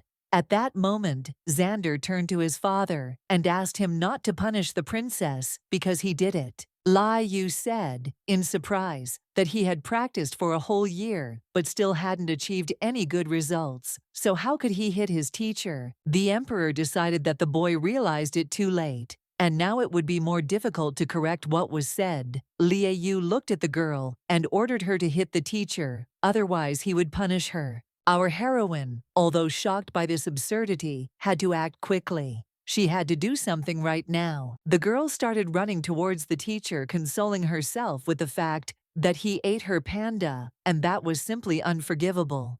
She wanted to hit him with all her might. As she began to swing, the girl screamed, asking her father emperor to watch her, because she would hit him as well as she could. Running up to the bad man, she began to hit him with her hands, and the teacher did not dare to resist. However, he did not understand how this little girl could hit so hard. He assumed that she had truly awakened her magical abilities.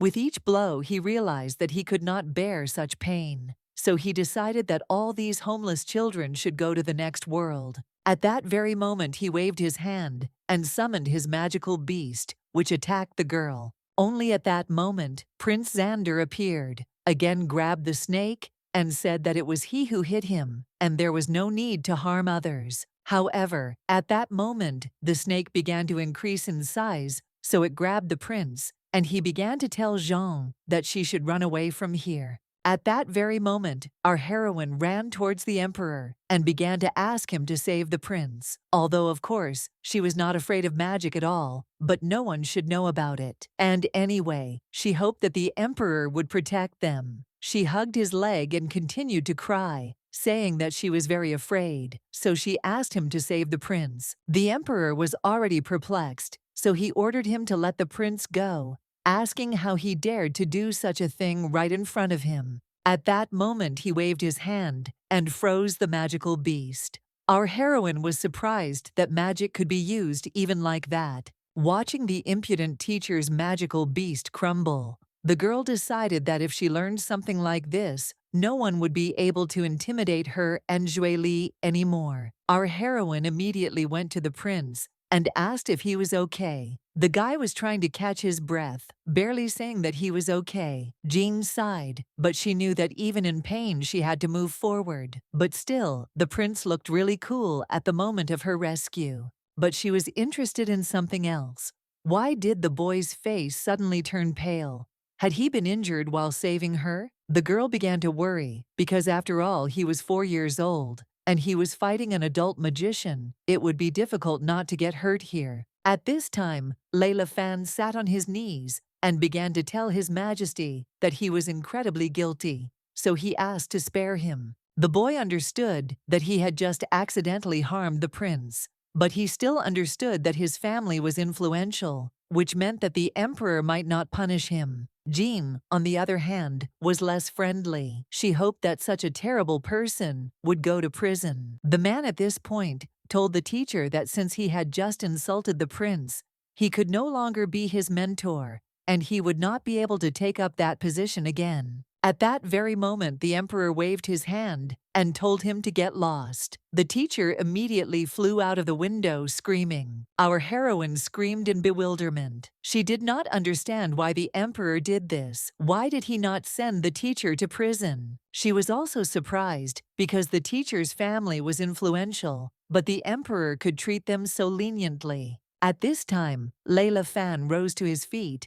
and thought only about how cruel his revenge would be on the emperor for removing him from his position as a mentor. But the commander-in-chief told the emperor that he was in fact very merciful. Now he understood why the emperor wanted him to become the prince's tutor. Layla Fan betrayed them long ago, and the jewel around his neck must belong to the Kai Empire. And yet the commander-in-chief wondered whether he alone was the traitor or their entire family. Fortunately, the first option would bring them less trouble than the second. Their thoughts were soon interrupted as the prince fell to the ground and began coughing up blood. The commander-in-chief immediately noticed this, so he turned to the emperor and pointed it out. Even Princess San managed to push Jean and run to the prince asking if he was okay. At that moment, a small fluffy rabbit appeared next to the boy and was crying. The emperor immediately approached his son and took him in his arms, saying that he was fine. However, at that moment, the rabbit could not withstand the emperor's intense gaze, causing him to simply pass out. The commander-in-chief, in turn, was surprised that this little rabbit was the prince's magical beast, but still it was too weak. The man did not understand how he could protect the prince in the future, and then the emperor realized that His Majesty would worry about the prince again. After a while, the action takes us to the corridor, where Jean turned to the maid and asked if Prince Xander was badly hurt, because he was coughing a lot. Xu Li said that the prince has poor health and has been sick since childhood, so there is no need to take it to heart. But in the future, you need to treat him well and not beat him. Jean was confused by these words. Xu Li looked like she was trying to persuade a wild animal not to hurt the weak. In any case, they soon curtsied and began to greet His Majesty and Highness. When they entered, they saw the Emperor and the court physician Rocky, who invited them inside. Our heroine approached the bed and asked the prince in surprise if he was okay. The guy tried to stay strong, so he talked about being strong, but he still coughed. The worst part was that he was coughing up blood. Jean decided that he must have been so badly injured that he was still coughing up blood. Nevertheless, the emperor helped the prince wipe his mouth and said that everything was fine. But if Jean was afraid, then she could go back to her place. The man looked at his son and asked him not to worry, because it doesn't matter how many teeth fall out. The main thing is that his father will help him recover with the help of magic. Our heroine was shocked that the emperor was still worried about the prince. But still, the pale complexion weakness, coughing up blood, and falling out teeth seemed very familiar to her. The girl came as close as possible. Everyone in the room was very surprised at what Princess Jean had done, but only the maid asked in bewilderment what she was doing. Rocky, looking at the princess, who was looking so intently at the prince, decided that she had something to say. But still, he wondered why the emperor didn't execute the stupid girl, who already seemed unintelligent. But our heroine was the picture of calm. She said that she had something to tell, so she hoped that her grandfather would allow her to speak. The man, of course, was extremely dissatisfied, but if she had something to tell, it was better to speak. And he asked to do everything quickly because he still needed to treat the patient. The girl then decided that it was better to act quickly, so she asked if she could try to cure the prince. If our heroine was not mistaken, then the prince must have a blood disease, so the VC needs to be replenished. After all, she is only 3 years old, and she is afraid that no one will believe her. However, she needed at least a chance to try to help. Naturally, Rocky was extremely unhappy about this, asking how she dared to say such unreasonable things. The doctor began to tremble with anger and tell the emperor that the girl should be thrown out if she did not know the rules. Otherwise, he would refuse to treat the prince. Only Li Yu looked at the doctor indifferently and told him not to be rude. Taking the girl in his arms, he said that this was the old man Rocky, famous in all countries for his magic, and he had been trying to cure the prince for 3 years. Our heroine landed on the ground and said that she already knew that the grandfather who was treating the prince was very wise. But still, she thought that if magic couldn't cure the prince within 3 years, then perhaps the prince's illness had nothing to do with magic. But Rocky immediately screamed, saying that this was nonsense, because in this world, there is nothing that magic could not cure. In addition to magic, they also used ancient medicine. The man was shocked and did not understand where this girl came from, and how she dared to doubt his healing skills. It was too much. Our heroine smiled and raised her hands, saying that she knew that magic was useful and powerful. But still, she read the history books, and people were only able to use magic 10,000 years ago. This only means that before healing magic, there were many ways to treat human diseases. For example, the medications were therapy, and even psychology. So she has such thoughts. She suggested that the prince might not need healing. Jean asked Rocky's grandfather what he thought about it. At that moment, he was simply frozen by what he had just heard. He could not believe that a 3-year-old child had said that, because when he was 3, all he knew was how to play and get dirty. The emperor was no less surprised. All these history books are very tedious, and to read them, you need patience. The child really has talent. How did she remember them? Every day, the emperor became more and more convinced that this little girl was truly interesting. Looking at the princess, he told her that if she had the knowledge, she could try. But he also decided to add one factor. If the prince's health did not improve within a month, he would not spare her. Hearing these words, Rocky was incredibly shocked, causing him to even fall to his knees. The man said that the prince's condition is not a joke, So you can't allow a child to do this even if she said something sensible. She has no experience in this. However, the bewildered doctor was interrupted by Xander, who got out of bed and said that he believed her. Smiling and looking at Jian, he said that he believed that she would definitely cure him. Our heroine was very glad that the boy gave his consent to this and assured him of a good result. The girl bowed and said that it was already late, so she asked if she could come tomorrow and start the treatment. The boy smiled again and said that he didn't mind at all, so she could go and rest. In turn, Rocky sighed heavily because they were so small, but still he could no longer influence them. In any case, he covered his face with his hand and decided that the girl could try to do whatever she wanted, because nothing would happen to him for it, and the guilt would be on the conscience of the emperor. After a while, the action moves to our heroine's room, where Sui Li, perplexed,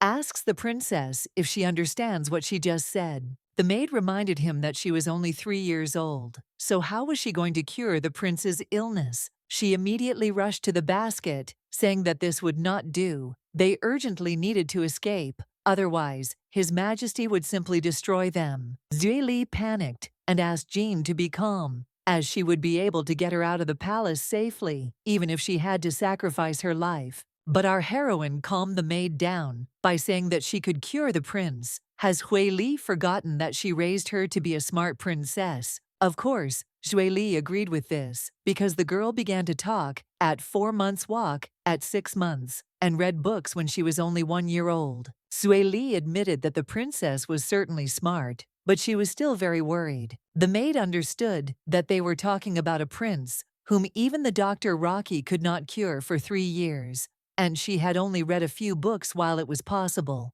Jean sighed heavily and hung her head down, saying that they had been through a lot in these 3 years. That's why as long as she heals the prince, they will have a normal life.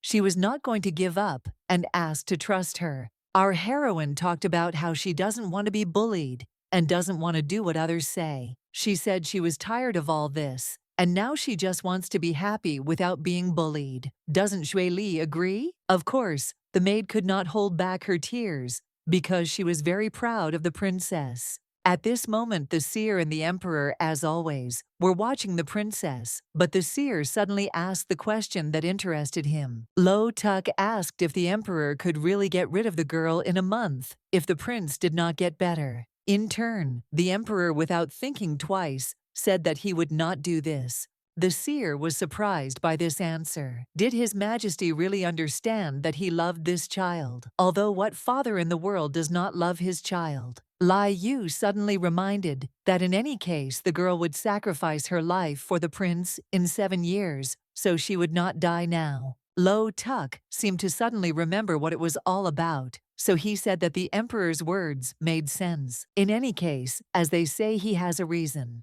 But still, the seer wondered if the emperor would be willing to sacrifice this child to save the prince. Suddenly, the emperor said that the girl had told them that she had read many books and knew many historical facts. He wondered why he had not known about this. In that case, Lia Yu was curious about what else he might not know about the girl's life. The seer suddenly told him that for 3 years he had been watching her every night. The most surprising thing he said was that the girl had known about this for a long time. Lo Tuk said that in order to avoid his surveillance, she decided to come to him every morning. Our heroine came to the seer every morning and said that she came to read books. The seer said that she did not ask for anything amazing. She just took the books and quietly read.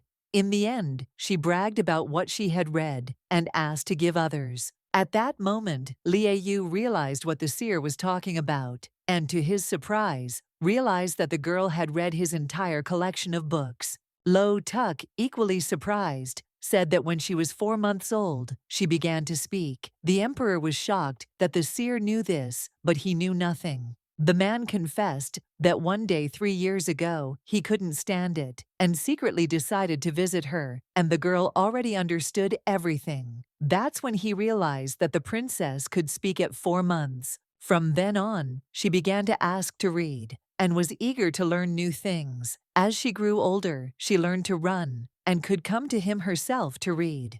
Despite her age, she has a good memory and an impressive reading speed, and if he needs half a month to read a book, then she only needs a day. The emperor looked through the telescope in shock and said that the princess never ceased to amaze him. He, as a father, was certainly glad that his daughter was so smart, even though he didn't know it. The action at this point takes us to the Kai Empire Palace. Zhang Yuan kicked the boy and told him he was useless. He was shocked that the princess and prince of the Luo Empire, who were only 3 and 4 years old, already had magical beasts, but he was already 7 years old and still had no one. The emperor simply could not believe that he could have such a worthless son. The prince of the Kai Empire Nisk, who was 7 years old, stood up and asked for forgiveness for disappointing his father. However, at that moment, the emperor summoned a huge magical beast and ordered the boy to disappear from his sight. Huge claws, like blades, began to fly towards the boy, who was immediately overcome with fear.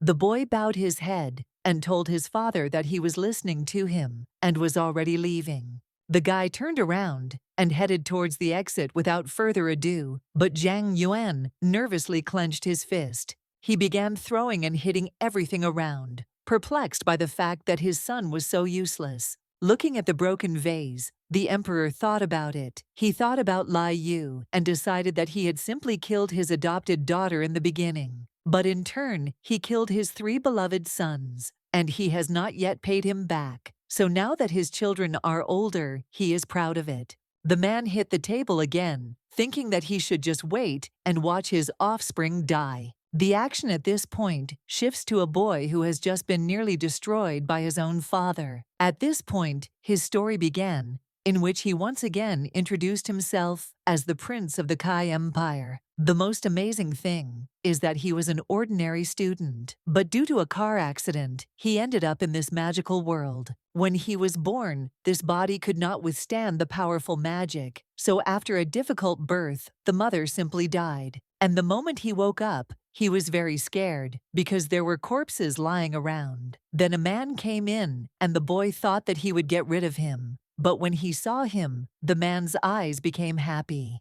It was as if there were no corpses on earth. And although this man had high hopes for him, he did not use magic to keep the peace. Eventually, the emperor became impatient and cruel to him. He would always reproach him and humiliate him because he saw no benefit in educating him for so many years. The most amazing thing is that the boy learned about such things as magical beasts at the age of 3, but he decided that no one should know about it. But these were not all his secrets. The main magical ability was the ability to use the adult form. The boy understood that his father was very cruel to him, and he was now too weak to resist him. Nask was in thought, but decided that it was better to hide than to let the emperor realize the level of his true power. But still, Princess Jean and Prince Xander were very young, but already had magical beasts. He became interested in them, and therefore he goes to find them. At that very moment, the guy continued to levitate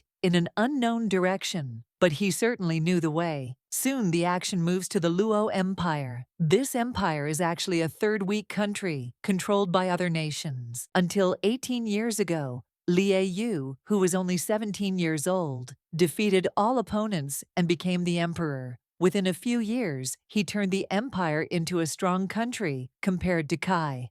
The boy was sure that this emperor was unusual.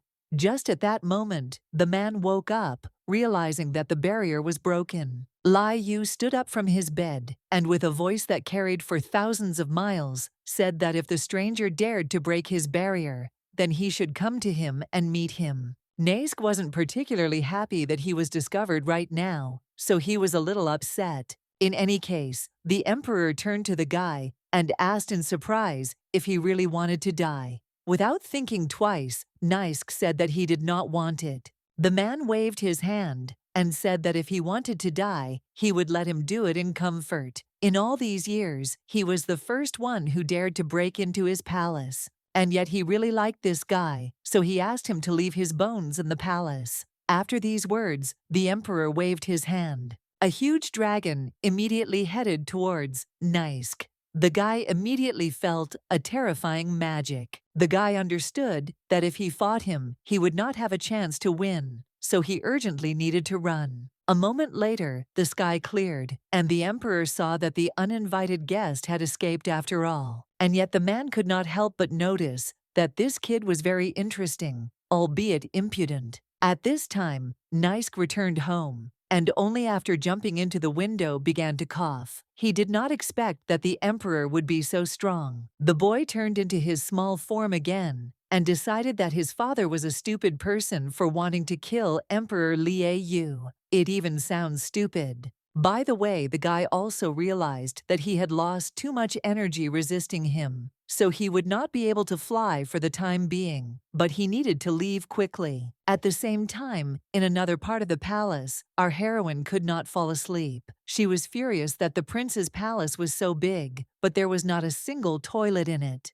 It was at that moment that Jean really regretted that she couldn't use magic. The girl immediately remembered the conversation with Jue Li, who told the girl that there was simply no restroom in the prince's palace. Jean asked in bewilderment if they really didn't need to go there, to which the maid nodded her head. The girl explained that everyone in the palace knows how to use magic, which means that when necessary, they simply cleanse their bodies with magic. Our heroine asked in shock if even Prince Xander didn't need this, since he wasn't that good at magic. The maid smiled and said that the prince was the same age as Princess San, and they had started learning magic a year ago. Body purification magic was literally the first thing they learned. Although at that moment, the girl said that in Princess San's palace, there were 2 maids who did not possess magic, so there should be a restroom in her palace. Our heroine understood that Princess San's palace was not that far from here, but she was not particularly close to her, and therefore was very embarrassed to go there. The girl decided that the best thing to do in her situation would be to go to her old room. After some time, she breathed a sigh of relief because the terrible search was over. She was glad that this magical world did have toilets.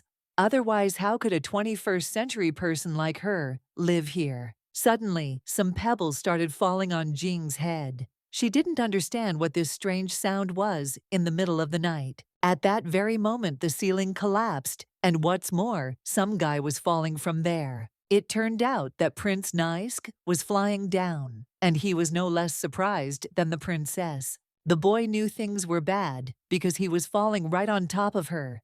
He waved his hand using protective magic. Just before the fall, a barrier appeared, on which Nisk was able to land. After that, he leaned against the wall and exhaled heavily. Although he fell on a soft barrier, the fall was not particularly pleasant. And then our heroine decided not to leave him without questions, so she asked who he was. She did not understand why he was here, and did he really have magic too? The girl knew for sure that Prince Xander no longer had brothers, but that was not the worst thing. At that moment, water began to splash on our heroine. Turning her head, she was horrified to discover that her toilet was broken. In this palace, besides this toilet, there was only one in Princess San's room. Our heroine started screaming loudly, saying that this loss was too terrible. Nisk, of course, did not understand what was wrong with this girl, because she almost died, but she was worried about the toilet. In any case, he decided that he needed to get her out of here first, because it was not safe. Jean continued to cry over the loss all this time. However, at that moment, the guy felt a certain presence on his leg that was grabbing his leg. The boy was surprised by this because he didn't think that the emperor also used this magic. He needed to get rid of this dragon's paw urgently, otherwise it would bring the emperor here. At this point, our heroine decided to analyze the situation and realized that it was the paw of the emperor's dragon. The girl did not understand why she had grabbed on to this stranger. Looking at the guy, she didn't know. She decided that he was really bad, and that's why the emperor wanted to get rid of him. Nisk suddenly raised his head and asked the girl in confusion why she was still there. He told her to go away before he got rid of her. The guy felt that this child did not have magic, and he heard that Liu was killing women, so he simply could not allow them to meet. The guy began to threaten her. The girl saw that he was not very friendly to her, So she started to say that she would leave now, but she thought that his weak magic was not a threat to her,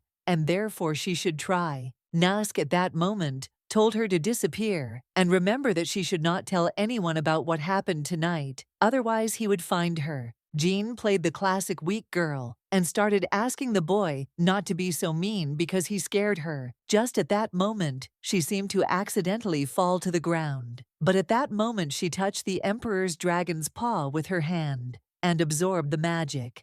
And immediately she continued to pretend to be an actress, saying that she had hurt herself, and yet she had absorbed her father's magic, but she could not cope with the boy's magic. She decided that he didn't really want to hurt her, and that he wasn't a bad guy. At that moment, Nisk noticed that the paw was missing. He immediately assumed that the girl had done it. He was surprised because the girl does not know about the magic of body purification, but was able to absorb the dragon's paw. But at the same time, the girl continued to ask for help.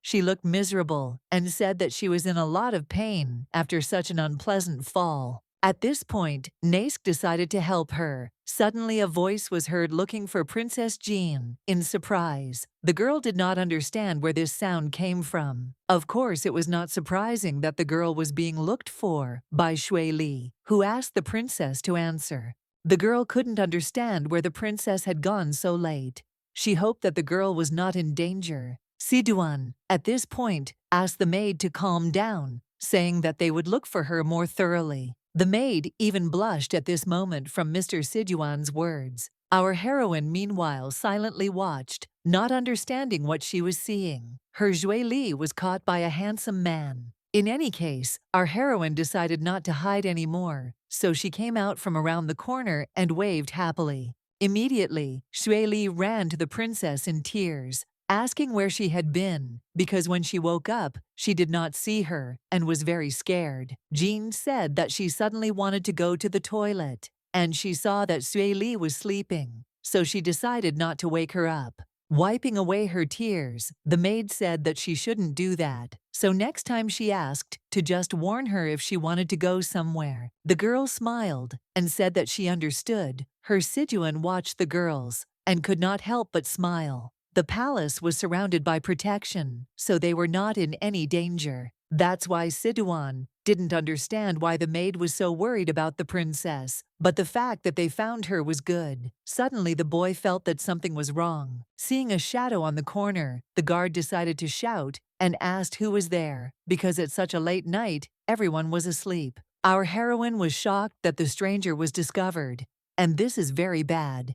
She immediately got scared. However, a voice asked them not to worry. Layla Fan came around the corner. Siduan was no doubt surprised by his appearance, so he decided to ask what he was doing there so late. Jean certainly didn't expect to see a teacher there. She had been betting more on that boy, but then where did he go? The prince's former mentor admitted that he was forced to resign, so he feels uncomfortable because he accidentally ruined Siduan's date with the lady. Of course, Zhui Li blushed incredibly at these words because this was not a date, but she could not say it. In any case, Siduan said that the teacher's words didn't seem so true, so he waved his hand and used magic. Pointing his hand towards Isa, he launched a bright projectile that blew up a section of the wall near the teacher. Our heroine, just like the maid, was upset about yet another loss of her toilet. Falling to their knees, they withdrew into themselves, thinking that the toilet would not be fixed and their loss would be forever. Siduan asked the girls in surprise if everything was okay with them. However, Layla Fan was very angry because he was the prince's teacher and Siduan was only a protector, so how dare he suspect him? He decided that this empire was no longer worth anything to him.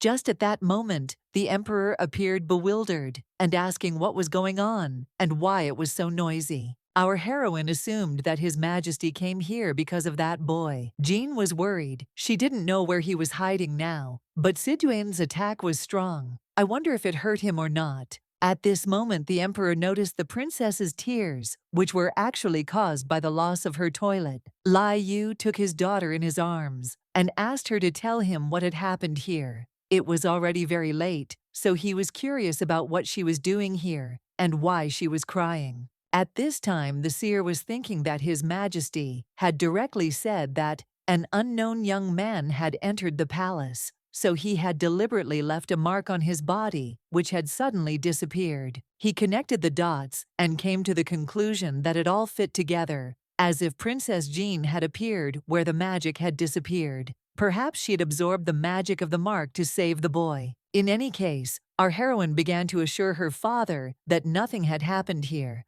and that she had simply gone out for a walk and sand had flown into her eyes. Although in reality she wanted to go to the toilet and was crying because he literally exploded. She just couldn't say that to someone like him. The emperor immediately decided that she was lying to him. It was obvious that the girl was crying, but did not want to tell the truth. Perhaps she decided to protect that young man or let him go altogether. Jean started to act cute, so she asked surprisingly how she could deceive him. But still, she hoped that he would not ask about going to the toilet, but would ask about that boy. The emperor was upset that the girl dared to lie to him to protect that guy. In any case, he turned his gaze to the servants and asked what they were all doing here. Layla Fan started talking about how he was just walking nearby, and Siduan replied that he was walking next to her. Lai Yu angrily abandoned the girl and ordered them to take her away, and he also said that they should not go out at night without his permission. Of course, the seriously angry emperor went to his room, and the seer began to follow His Highness and asked him to wait. Our heroine watched the emperor leave and realized that she had angered him, and that was bad. But what should she do? Should she calm him down? The action moves to the garden. Lo Tuk asked the emperor, what happened? Did he really suspect that the princess freed that man? Waving his hand, the emperor asked to tell him why the girl dared to lie, looking into the eyes of a stranger. He abruptly dropped his anger to the ground, freezing everything around him. Lo Tuk answered him that he specified that the young man was very handsome. Then one outcome was possible. The seer reminded her that she was a girl, so perhaps she softened when she saw the handsome young man. And this thing is easy to understand. Looking at His Majesty, the old man knew that he was angry, so it would be difficult to calm him down. Lia Yu, at a loss, asked the seer again. Lai Yu asked not to compare this, because that guy is not nearly as handsome as that same Sid Yuan. Lo Tuk was very surprised by this conclusion. Did he really manage to compare them? Unexpectedly, the seer quickly realized and said that the guy could force the princess to help him. That man, according to the emperor, is strong because he was able to break the barrier. In turn, Princess Jing is only a 3-year-old girl, and she could not defeat him, so he must have threatened her. But this great idea was even worse, because at that very moment the emperor became angry, just thinking that the guy dared to threaten his daughter, which meant he decided to die. Lai Yu asked to tell the new teacher that he had 6 months to make Princess Jean into an average sorceress, and if he didn't do it, his salary would be reduced by 20 years. Then he asked to tell Siduan that from now on he should not follow him, but protect the princess. Later he will become her guard. The action moves to the next morning in the prince's palace. Xander at that moment was eating an incomprehensible stench. At that moment, our heroine came into his room and said hello, and the guy was certainly surprised that she came. Rocky suddenly coughed and reminded the prince that he had to eat his breakfast before talking to the princess. The boy smiled and began to eat, but our heroine suddenly became frightened. What the hell is this? This green goo can't be the prince's breakfast. Putting the apple on the table, the girl asked him to stop, after which she snatched his bowl. Looking at this horrific dish, she thought that the prince might just die just by eating this. The court physician slammed the table down sharply, telling the princess what she meant. Our heroine apologized and asked not to be angry with her because she didn't say it on purpose. She just wanted to ask what it was, because it was green, and that's why it was so scary. The man sighed in confusion, asking if the princess really thought he could give the prince poison. Snatching the plate back, he said that if she did good things without understanding, she would only harm others. The man said it was blood from the heart of a baby dragon, which is a very rare thing. He explained that the prince's body was very weak, and he could not eat normal food, only drink. But even so, not to mention the nutritional value. If he only drinks it, his stomach will hurt so much that he won't be able to stand. Only this blood from the baby dragon's heart, the rarest thing on earth, can feed him all these years. He added that the prince's body could only absorb this much, and he hoped that the princess understood what he was talking about. Our heroine was surprised by this story. She assumed that all this meant that the prince could not even eat apples. Rocky exclaimed in bewilderment, asking how she could suggest the prince eat something that had no nutritional value. Jean asked in surprise why apples were so bad, but then decided to find out about other fruits. She asked, "What about dragon fruit, kiwi, banana, or maybe grapes? Are they all bad?" Rocky gave a sharp refusal, saying that the prince's body was too weak, while she could offer him such a thing. Does she really think that he, like her, can eat anything? Only at this moment did Jean realize why the prince was so seriously ill, and why he was so grown up, even though he had never taken vitamin C. The girl thought about it, realizing that if it weren't for the protective magic and this medicine, the boy would have died long ago. And yet she decided that she had to make him start eating fruit. She was absolutely sure that even if she assumed that he would survive, the disease would simply kill him. However, at that moment, a bewildered knight ran into the room, asking the princess to go to her room, since Miss Shui Li could no longer cope. These words are definitely not what our heroine wanted to hear. That's why she was very scared at first. The action moves to Jean's room, where something strange was happening. Shui Li was telling the woman that she shouldn't do this. Our heroine's biological mother told her to leave her alone, because how could a poor servant stop her? She said that her daughter is the emperor's favorite daughter. The girl's father was tearing off the diamonds and asking why they shouldn't do that. The emperor had allowed their daughter to live here, and that meant all these things belonged to her. In that case, he explained that they were simply taking away their daughter's property. Is that really bad? The woman hit the maid, telling her that she was just a pathetic and insignificant servant, so she told her to leave her alone. The woman turned her head and asked her friends why they were just standing there, because they needed to take everything valuable. Looking at her sons, she said that all these things were their younger sister's things, and therefore theirs too. They only had one chance to get into the palace, and they would never have another chance. The older sons decided that they should help their mother get their things, but one of them just stood there. This boy was very scared. He understood that they should not do this because it was not good. And still, Shui Li asked to stop. She couldn't believe what was happening. She explained that the princess had been living here for about 3 days. Sui Li said that all the things in the princess's room belong to Prince Xander. If they do this, it means they want to harm the princess. And again, one of the representatives of our heroine's family kicked the maid, and she fell. The man, confused, corrected the name, naming his daughter. He said that if she lived in the prince's palace, then she would be his woman after 18, and then he would become the prince's father-in-law. The amazing thing was that this servant was still okay after such strong blows and was on her feet. He decided to wait for his daughter to return and ask her to give this maid to their family. He would use her as a servant. At that moment, a puzzled girl entered the room and told them to stop. The mother immediately recognized her as her grown-up daughter. Then, seeing the boy, she assumed that he was a prince. The mother forced a false smile and told the prince that she was giving their daughter to him, and he must treat her well. However, our heroine did not understand what Qian was being talked about, so she told these people to get out of here. The woman was shocked to hear these words, and until the very end, did not understand whether her daughter had really said this. She didn't know how to behave, so she fearfully removed her hand from the girl's head. The woman decided to put it down to the fact that she was just joking with her daughter. She smiled and told Jean that she was their daughter and shouldn't be so arrogant with them. However, our heroine said that they are not parents for her because she does not know them. She told them to leave here. Xander, looking at the girl, was surprised. Because since the father adopted the princesses every year on the 1st of September, their parents come here to visit them.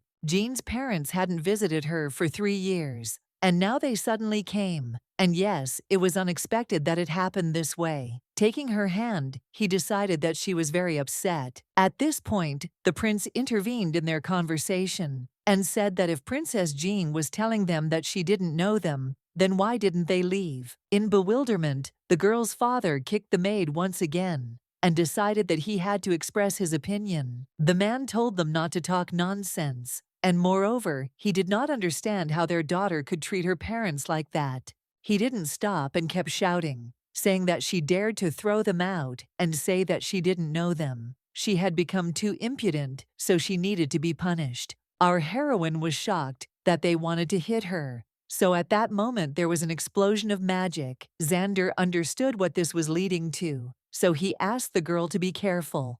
Clenching her fist tightly, Jean told herself that she didn't have to endure the bullying anymore. Her magic was out of control. In this world, the more you endure, the more they poison you thinking you're afraid. Only fighting will scare them, and they won't dare attack again. At that moment, the father noticed the terrifying magic and became very scared, causing him to step back. The man, perplexed, began to ask what she wanted to do. What was she going to do to her father? He realized that it was magic, but how did she learn it in 3 years? And yet, this was not the worst thing. At that moment, the emperor appeared, released magic, and asked who dared to make noise in his palace. Lai Yu grabbed the uninvited man who was talking too much. The emperor was puzzled and asked who they were and why they had appeared in their palace. Rocky turned to Li Yu and asked why he had come here. Our heroine's magic began to disappear at that very moment because she was also a little scared that the emperor was also here. And again the man turned his head and asked who they were and why they had invaded his palace. The children of the family were horrified.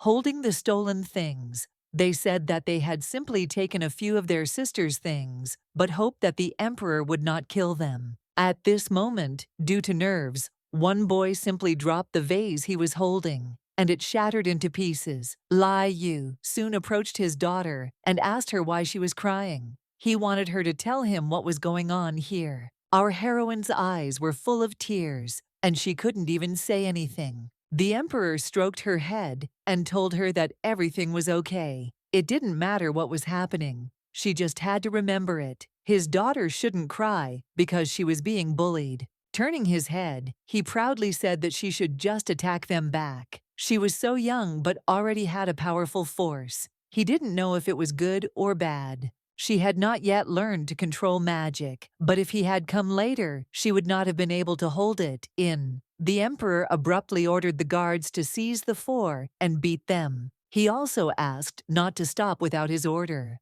Our heroine's parents were shocked by this order. The man began asking his daughter to admit that they were her parents. The two boys who helped their parents rob Prince Xander's things also asked their sister to help them. But Li Yu was heartless, so he ordered all the guards to begin to carry out his order. At that moment, the whip swung. The guards began to punish the uninvited guests, and they in horror asked their daughter to stop them. Because she could not be so cruel to them, they took care of her and raised her. The man asked in bewilderment how she could treat them. The woman asked if she really did this to them and was not afraid of God's punishment. The two sons were lying on the ground and saying that they were in a lot of pain, so they asked their mother to help. The guards only beat those who stole the prince's things, and only one boy who stood aside, stood still, and did nothing. At this time, Rocky leaned towards the maid and used healing magic. But at that moment, the boy who was proud began to call our heroine and say that they were bad.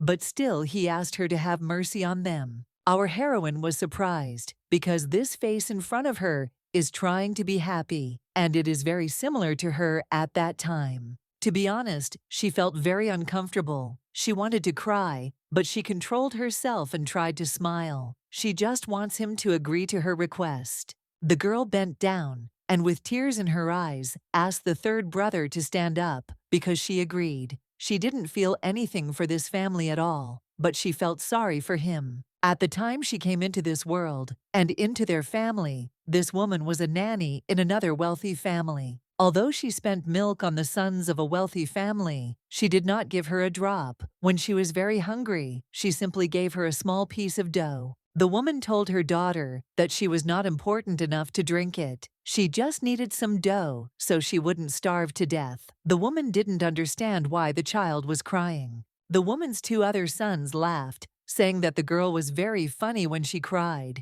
and that she did it like an ugly cat. It was the third brother who was thinking that his sister was poor and he should help her. The boy used his sense of smell and approached his mother saying that he wanted to drink milk. The woman smiled and said that he was so grown up, but he still hadn't given up milk. She asked him to wait a little, and she would bring him some. After Jean came to this world, she had a hard time fighting for her life, unable to say anything, and starving all day.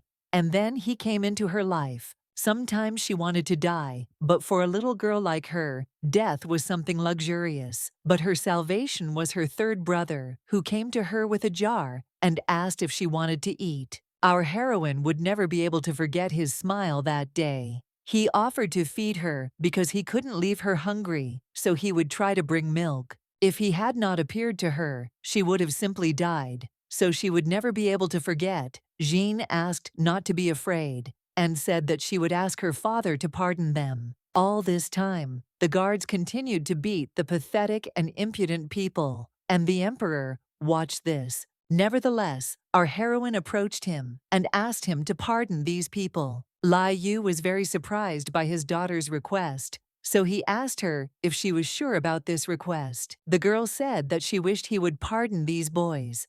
In that case, the emperor sighed and asked them to stop. Prince Xander looked at Jean's former parents and said that his father had pardoned them, but now they had to get out of here. Rocky was very surprised that the prince was too weak before and couldn't even raise his voice. But why was he like this now? He clearly felt the emperor's aura. Suddenly, the doctor noticed that the prince's gaze was always glued to the princess, which meant that all this was happening because of her. Scratching his beard, the man with the look of a detective decided that he understood everything. At this point, Jean's parents began to leave. The man said that he had no idea that he had such a shameless daughter. It was very difficult for them to get to the palace to visit her. They decided that she had lost her conscience here, since she allowed them to be beaten. Our heroine tried to hold back her tears, but still turned her head and told her brother that they were okay now, which meant they had to get out of here. The third brother approached his sister and wiped away her tears, apologizing for upsetting her. He promised to persuade them not to come to the palace, so as not to disturb her anymore. Jean was grateful to him for this. At that moment, a loud scream was heard from a woman who was kicking her sons and asking why they were still there. She added that they had suffered greatly because of their sister and were in no hurry to take these things. She would not find money anywhere to take them to the doctor. The man continued to collect things, saying that their sister was too heartless, so why should they be kind to her? They are fine, but they are already old, and they are still young, so the time will come to get married. Do they really need scars on their bodies?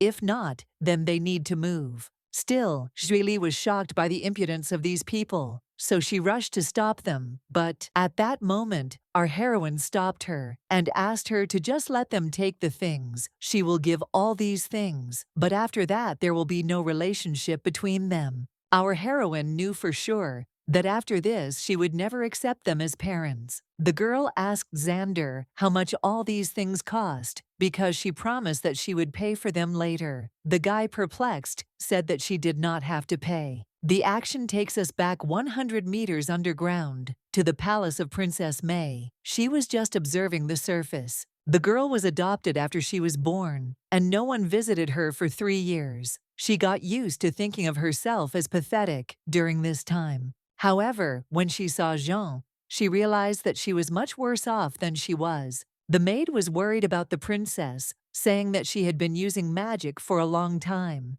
If she continued to do so, she would hurt herself. May took Linma's hand and said that this is what her father told her, but she had used magic many times and had never been seen harmed by it after that.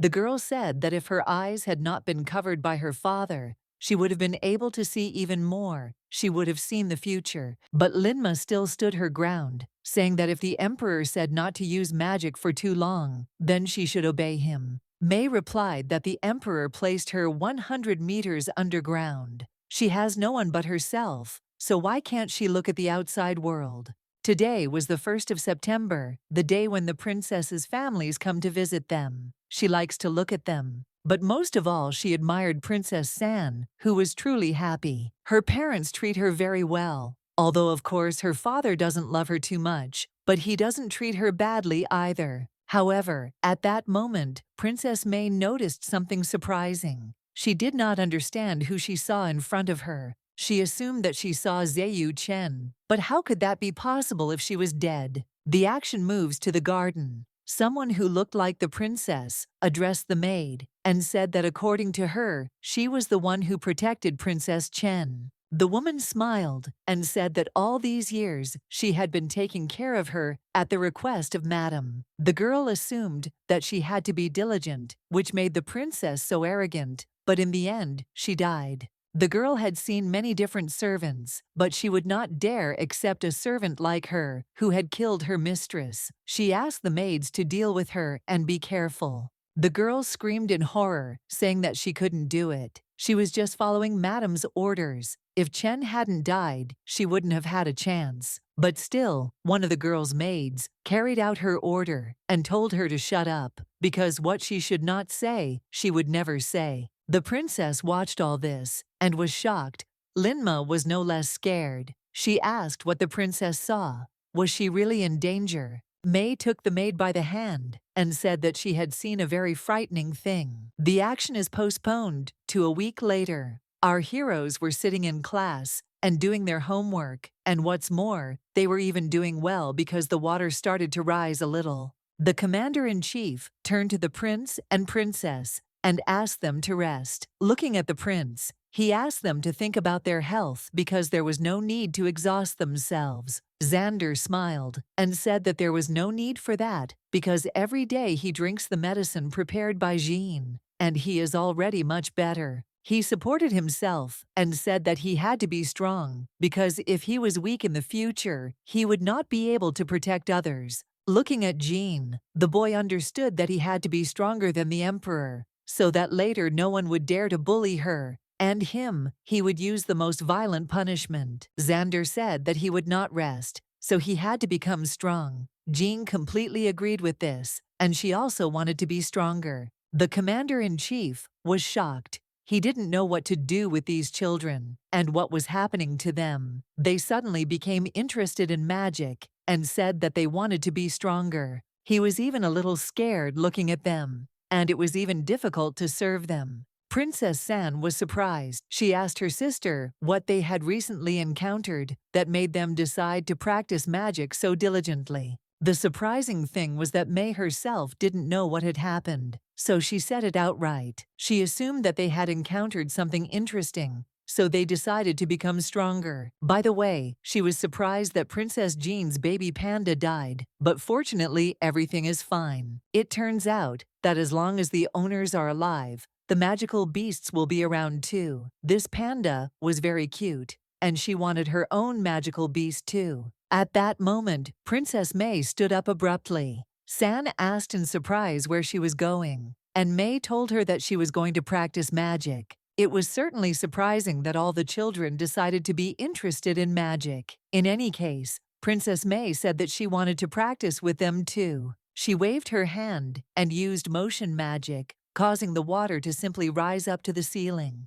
The commander-in-chief was surprised that Princess May was so young, but her magical abilities were excellent. At that moment the power was gone, which only meant that the water would go down. Xander began to ask Sir to be careful, but he said it too late. The man was lost in his thoughts, so he didn't have time to react. At that moment, all the water poured out on him. Princess May immediately came up and began to apologize and ask for forgiveness for a blind person like her. All the children in the room couldn't hold back their laughter, so they started laughing in unison. The commander-in-chief sighed heavily and used magic that dried him up. What should he do with these children? They were noble, so he couldn't hit or scold them. Moreover, it is very difficult to make them into mid-level mages within half a year. This was a very difficult task even for him. Our heroine was very surprised by May's knowledge. The girl said that the teacher does not have to worry about the rain when they have such magical abilities.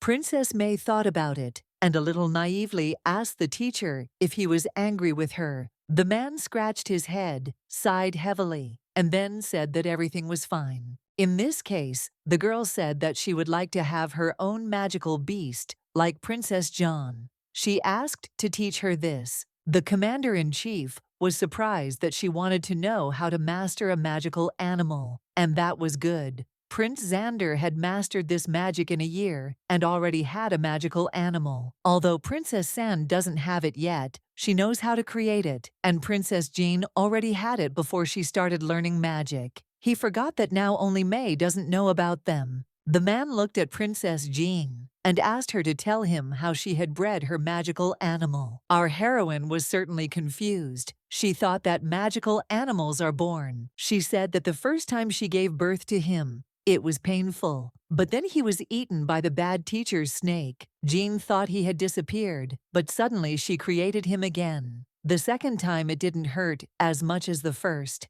After hearing the princess's story, the commander-in-chief simply froze for a moment, not even knowing what to say. She asked the teacher and the children, who had mastered the animals in bewilderment, if magical animals were not born. The man suddenly started coughing and said that they do not give birth to magical animals. After the practice is completed, they take him outside. He decided it was his fault that he forgot that Princess Jean had a pet, but she didn't know how to bring it out. When they train to a certain level, their body gains strength. The commander-in-chief explained that Princess Jean's body transforms the power into a corresponding magical beast. Soon after holding on to it, the magic flows out with it. Then they use their thoughts and a hand or finger to release it out. At that moment, he extended his hand and showed what he had. All the children were surprised because the animal was very cute. The teacher explained that a good magician could control the appearance of a magical animal, but now he was showing how it happened. He soon said that on the battlefield, he could turn this cute creature into a ferocious lion that could kill thousands of enemies. In this case, our heroine realized that only she gave birth to her animal, which made her embarrassed. Previously, she was curious about how the emperor gave birth to his magical beast. Meanwhile, His Majesty, the seer, the commander-in-chief, and Siduan were in Princess Chen's room, looking at the breach in the protective barrier. The boy asked for forgiveness from His Majesty and said that it could be the people who had sneaked in during the meeting last week and later broke Princess Chen's barrier. But still, fortunately this time they did it to Princess Chen. If they dare to touch Princess Jean, the consequences on his part will be extremely serious. However, the emperor reassured him, saying that everything was fine. Rhoda could have predicted this, and the scientists of other countries were not stupid. Lai Yu decided that they would soon figure it all out, and whoever wanted to rob their Luo Empire would not miss any chance to destroy them. The man turned his head and waved his hand and said that what would be his people should not blame themselves. The seer sighed heavily because he knew that there were only 7 years left, and then disaster would overtake the empire. All these people had quietly made their way into the palace, but perhaps not because of this. The reason for such actions could be the princesses.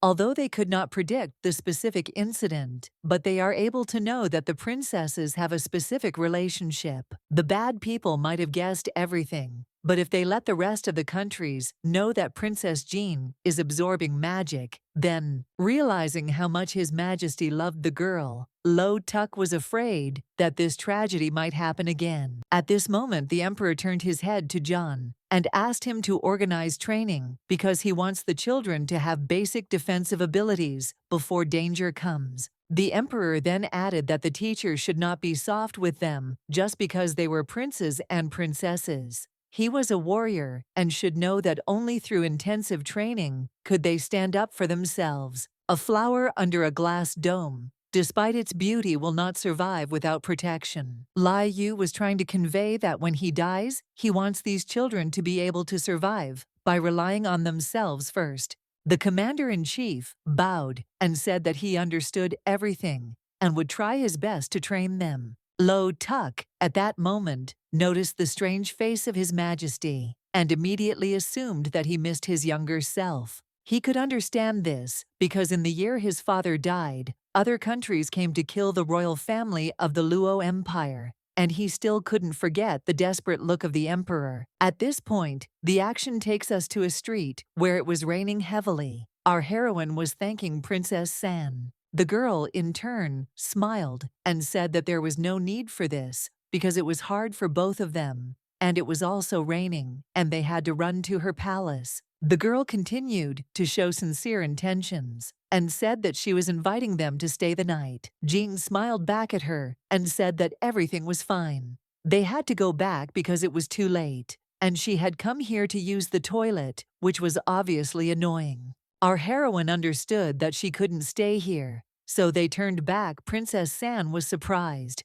because she felt that the girl's magic was stronger than the prince's. She couldn't understand why Jean hadn't learned purification magic yet, since they had taught it in their first lesson last year. Meanwhile, Siduan approached the emperor and reported that he had completed the investigation. At that time, there were 5 people who had sneaked in from 3 countries. The guy said that General John had already exposed them. Scientists are responsible for treating them to prevent them from using poison to get out of their misery faster. Lai Yu sighed heavily and asked that after the investigation, they find people who could return them to their native country safe and sound. Siduan was certainly very surprised, but thought that this decision of His Majesty was very reasonable. The spies were walking into a trap, and he was sending them back home. He knew that the emperors of the other kingdoms would simply be angry if they knew about this, so Lai Yu was wise. At that moment in the rain, the emperor noticed the princess and the maid, and could not understand what they were doing so late at night. Siduan thought for a moment, and then said that they were at Princess San's. Most likely they went to the toilet. The boy explained that Princess Jean and the maid still needed to go to the toilet, but in the entire palace, only Princess San had a toilet. The emperor was shocked, so he asked if the princess really had no toilet. Siduan nodded his head, indicating that the emperor had understood everything correctly. The man immediately said that tomorrow they needed to gather several people who would build toilets throughout the palace. And what's more, they had to be of the highest class. Also, Li Yu added that John needs to be told to teach the girl body purification magic within a week. The emperor added that if he failed, he would fire him. Siduan was of course surprised, but he could not refuse this assignment. The action is postponed. To the next day, John began the lesson, and at that moment decided to ask if there was anyone here besides Princess Jean who did not know the magic of body purification. He also understood that Princess May had learned this magic back in the previous year, so maybe she doesn't know either. In any case, it's his mistake because he forgot that they don't know anything yet. He decided that they needed to be taught the basics and then begin the devilish training. At that moment, May asked in surprise if they were looking at her. Anyway, she said that she knew this magic. Princess San was surprised because she thought that there were no more than 10 servants in the palace. But all the girls chosen to serve in the palace were ordinary. So how could the maid May be a magician? Jean in turn was scared because she understood that she was the only one in this class who didn't know anything about this. Xander was also surprised at this moment. He did not believe that Princess Jean did not know the magic of body purification. The guy wondered how she encountered this problem. He understood that there was simply no toilet in his palace. At that moment, John nodded his head and said that if he only needed to teach Jean, he would teach her after today's lesson, waved his hand, and said that today they would continue learning how to breed magical beasts. Suddenly, Prince Xander's rabbit disappeared from his shoulder, just like the panda from our heroine's head. John immediately patted the children, telling them not to panic. He explained that they just needed to try to breed their animals the way he had shown them yesterday. He then looked at May and San, saying that even if they didn't have their own animals, they could try. He explained that the practice would help them explore their ability to control magic. He asked them to try their best. The children were undoubtedly motivated by the teacher's words, so they unanimously said that they would try hard. At that moment, Prince Xander raised his hand and extended his index finger, after which his rabbit appeared in the air. John began to praise the prince, saying that he could now bring out his pet with experience. He also said that he would continue to give them speed training. Although, to tell the truth, I understood that the rabbit was too weak for a magical animal, and moreover, it wouldn't even be able to protect itself. But they just have to focus on his flexibility, and then the speed can be multiplied to the contract level. Although he won't be able to destroy the beasts, they won't touch him either. At this time, our heroine was trembling and afraid of making a mistake, which is why she couldn't do it. The teacher approached her and asked her to take her time, telling her that she needed to slow down. John analyzed her animal. It was a black and white panda, small but fierce. He wanted to give Princess Jean attack training. And again, the girl raised her hand, trying to use all her strength. She told the panda to come to her. However, John knew that she was still very young and her abilities were weak. First of all, he had to teach her to control her powers. Otherwise, she could become a danger to herself in the future. Suddenly, Princess San started calling the teacher, telling him to take a look at it. Turning his head, he saw May in front of him, who brought out a magical beast, and it was a butterfly. The man was shocked because this type of magical beast was the rarest. Only one person in the Luo Empire possessed such a beast, and that was Shri. Our heroine began to speak in surprise that this butterfly was very beautiful. Princess May and Princess Jean were now children with strong magical abilities. Looking at Princess May, he was absolutely sure that this child had an incredibly bright future. After using purification magic, the teacher said that it was very good because the butterfly, regardless of offensive or defensive abilities, as well as information gathering, is the best. Looking at the girl, he told her that her animal was the strongest, and also he specified that her butterfly was female. Smiling, he said that before she learned to control this magic, she should not let go of it, even half a step. The princess continued to hold her magical beast and said that she understood everything. At this point, May said that if Jean calls her magical animal panda, then she will call it little butterfly.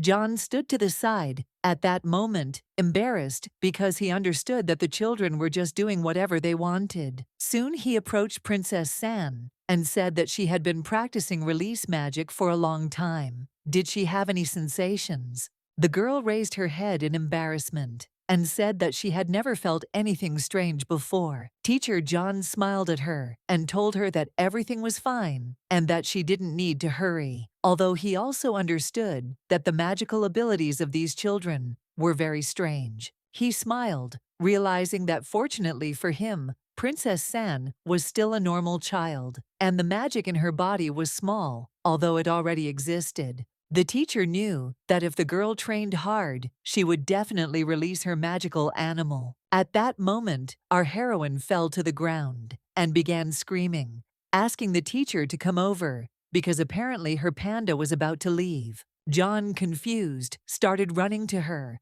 asking the princess not to panic. He asked her to try to rescue her magical pet, as he told her. Our heroine raised her hand and only said with regret that she could not do this. At this moment, the emperor, standing at the threshold of the office, ordered his magical beast to go and eat this girl. Instantly, the beast accepted the emperor's order and began to run towards the princess, licking its lips. John turned his head in shock because he did not understand what His Majesty was doing. Xander also screamed and asked the girl to be careful. Our heroine continued to scream in horror and tell the monster not to come closer to her. She extended her hand and released all her magical power.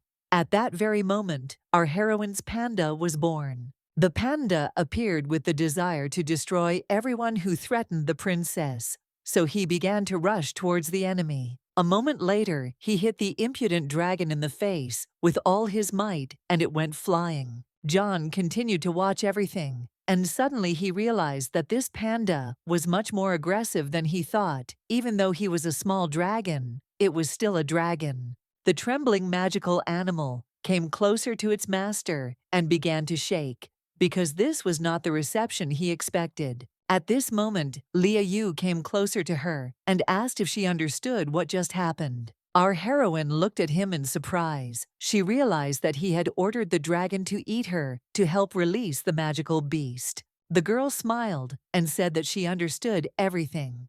It turns out that bringing out a magical pet did not mean giving birth to it. The release was not painful at all. In any case, Jean decided to ask why her father came to her. The man answered his daughter, saying that a child had arrived who wanted to meet her.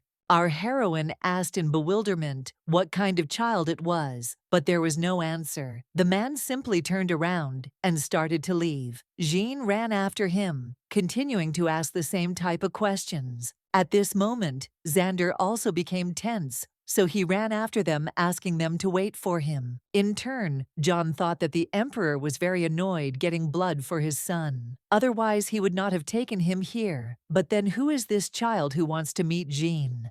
Princess San suddenly said that Jian was glad that the emperor helped her breed a magical animal. She wanted him to help her too. At that moment, a trembling rabbit began to climb onto the princess's shoulder, as if he wanted to support her. May felt the aura and asked in surprise if it was the prince's pet sitting on her shoulder. It seemed that he loved San more than the prince. The princess turned to the teacher and asked if he knew the reason for this strange action. The teacher himself was surprised, so he came closer and asked to let him take a look. Using exploration magic, John suddenly discovered something inside the girl. At that moment, he cried out joyfully. Princess May asked, instead of her sister, if he had found out the reason. John started to get up, saying that his strength was running out, so he didn't know yet. However, the smile didn't leave his face. The teacher began to walk away from the children, thinking about something of his own.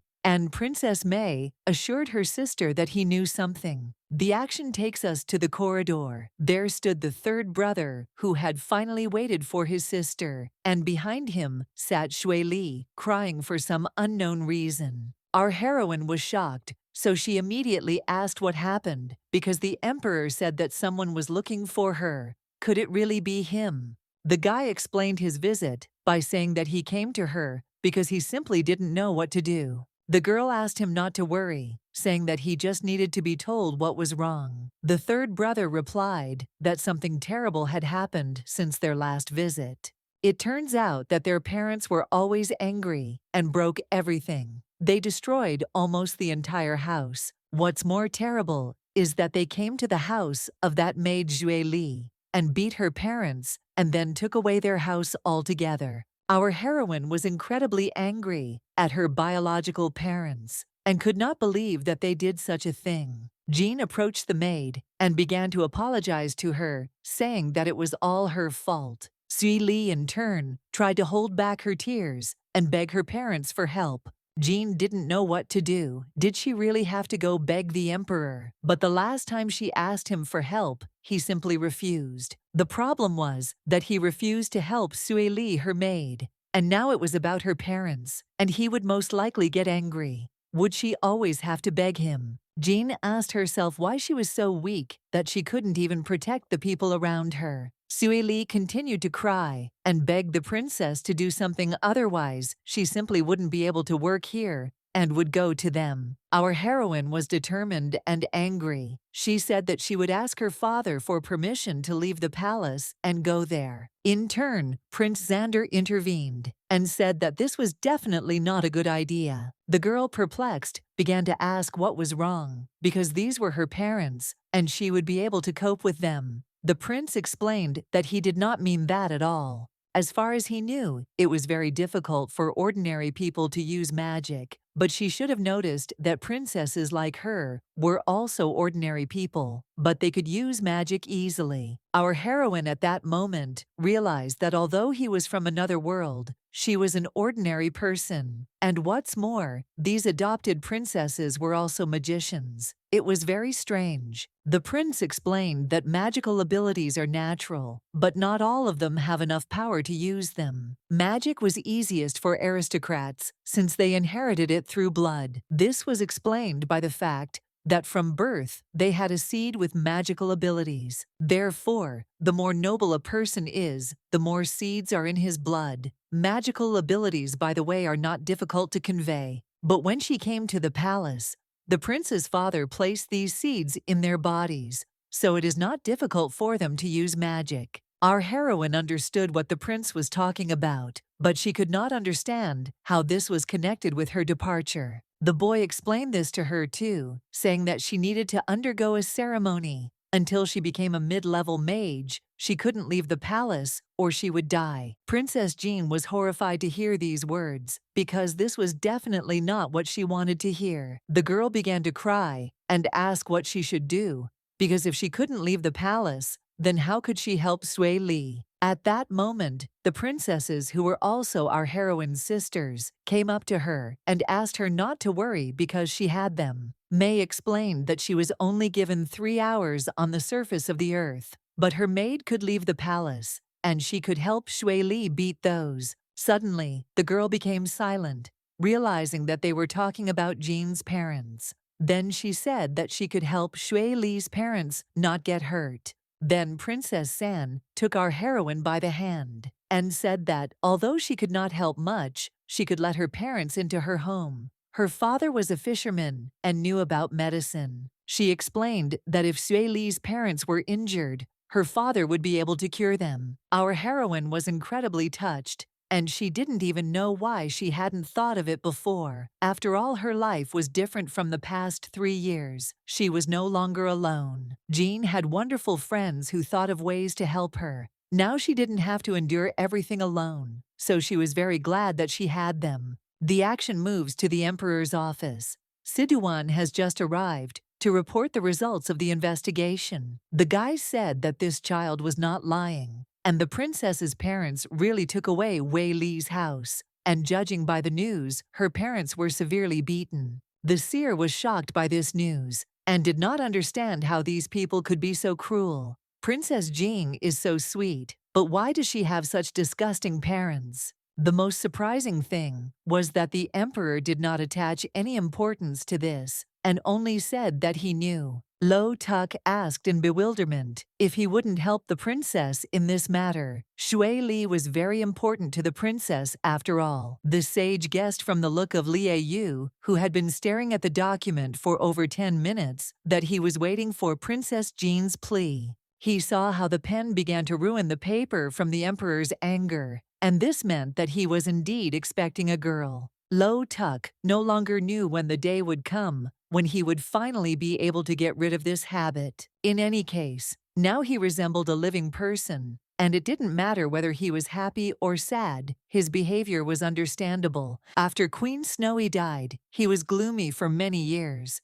He was cold as an iceberg. When he had to defend the empire, Prince Xander was too weak, and then he was afraid that the emperor might do terrible things to himself. The seer watched the emperor, who felt terrible. Fortunately, he had Princess Jean. Thanks to this little charming girl, His Majesty became more emotional. An hour and a half later, the emperor was still sitting in his place and cutting up the white cloth. Siduan, at that moment, called the raven and said that he would check how Princess Jean was feeling. At this time, the prince and princesses were sitting in May's room and watching the maids. The children were shocked that they saw everything. San smiled, saying that she never expected Princess May to have such an amazing ability. The girl smiled back and said that this was the first time she had shown this ability to people. The images were not clear, of course, but you could try to see it. Our heroine was surprised because Princess May is really very strong. Although the image was a little weak, it was very suitable for real-time shooting. At this point, Prince Xander was slightly distracted because he saw a rather familiar beast behind him. It was Sir Sijuan's raven. In turn, our heroine's panda was furious because she also felt someone else's presence. Meanwhile, Princess May's maid approached the terrible people and said that as long as she was kind, they could still leave Miss Hui Li's house. The action takes us to where it all happened. Linma told our heroine's parents that they might regret it. The mother of the family simply laughed and spat right at the maid's feet. Soon, the woman began to aggressively tell the girl that she was a miserable servant. The father of the family, in turn, began to say that he would simply beat her with a stick so that no one would know. Linma even found the actions of these savages funny. She soon added at the end that if they did this, she would not stand on ceremony with them. At that moment, the girl waved her hand and said that just because they were the parents of Princess Jean, she would not kill them. The woman and the man screamed in horror, asking what kind of strange magic this was. Within a couple of seconds, they started running around in panic and asking local residents for help. The third brother, of course, couldn't bear to watch his parents' agony, but Linma assured him that they were fine, and she was just warning them they wouldn't dare come back here later. Jean looked at Princess May in confusion and asked what Linma had just done to them and why her parents were so scared. The girl said in surprise that she didn't know, but she could look into her parents' minds to find out. Our heroine nodded her head, and at that very moment, the girl used her power to the maximum. She looked at what was happening from the side of the girl's parents and saw that they were being struck by lightning. Princess Jean was delighted because she realized that this was the work of illusion magic. Xander thought that the princess was very strong, but he didn't expect that Princess May was so strong too. He decided that he was weak, but he still had to practice and become stronger. At this moment, Sijuan the crow began to fly away because he could see enough.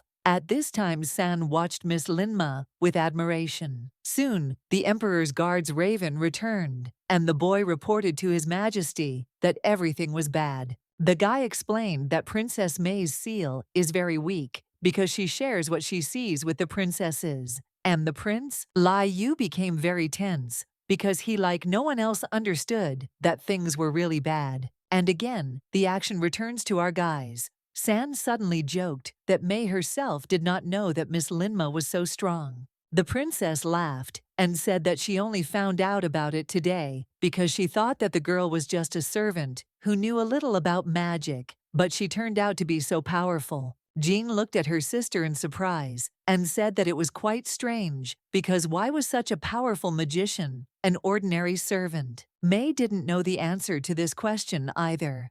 Our heroine immediately wondered what the relationship was between the princess and Miss Linma, since their father locked them in the dungeon. What was hidden there? At that moment, the room was broken, and at that very moment, the visions of Princess May were shattered. The man said that if they did not obey him, they would suffer from their magic. The emperor was incredibly evil. He was the one who used his magic. The man told the children not to do that again. Princess May suddenly turned her head and asked if their father had come to see them. Our heroine, in turn, noticed that something was wrong with her sister's eyes, so she asked what happened to her. San and Xander also noticed this, so they exclaimed in one voice and began to worry about their sister. The girl started touching her face and saying that she had no idea what happened to them. Just at that moment, the emperor ran up to the girl and abruptly turned her off. As Li Yu lifted the princess up,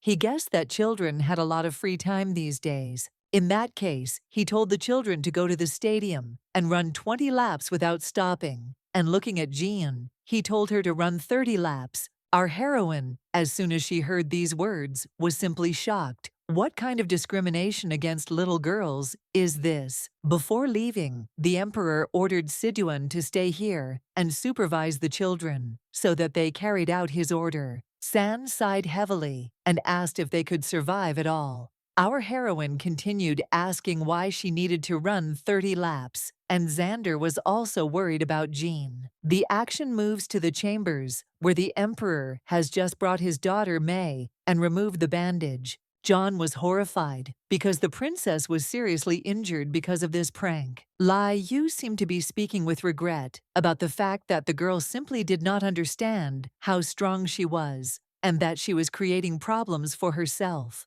The teacher suddenly thought about it. The emperor had adopted the girl 3 years ago. When he first saw her, the girl was just a crying baby. The action takes us back 3 years, right after Princess Jean was locked in the firewood room. At that moment, there was incredible thunder and rain outside. John Siduan, the seer, and the emperor were walking in an unknown direction. The commander-in-chief asked Lia Yu if he really wanted to adopt so many girls. He even laughed, realizing that later they would have to listen to the baby's cries every day. His Majesty was already having a hard time because of Princess Jean. At this point, the emperor said in an indifferent voice that this was not enough, so he asked to find more. Suddenly, as if out of nowhere, Miss Linma appeared, asking the man if she understood correctly that he was Lia Yu, the emperor of the Luo Empire. All the people were surprised by the girl's behavior. They wanted to know who she was and how she dared to name the emperor. At that very moment, little Princess San and Princess Chen began to cry. The seer held Princess San in his arms and tried to calm her down, while Sijuan used lulling magic to somehow put Princess Chen to sleep.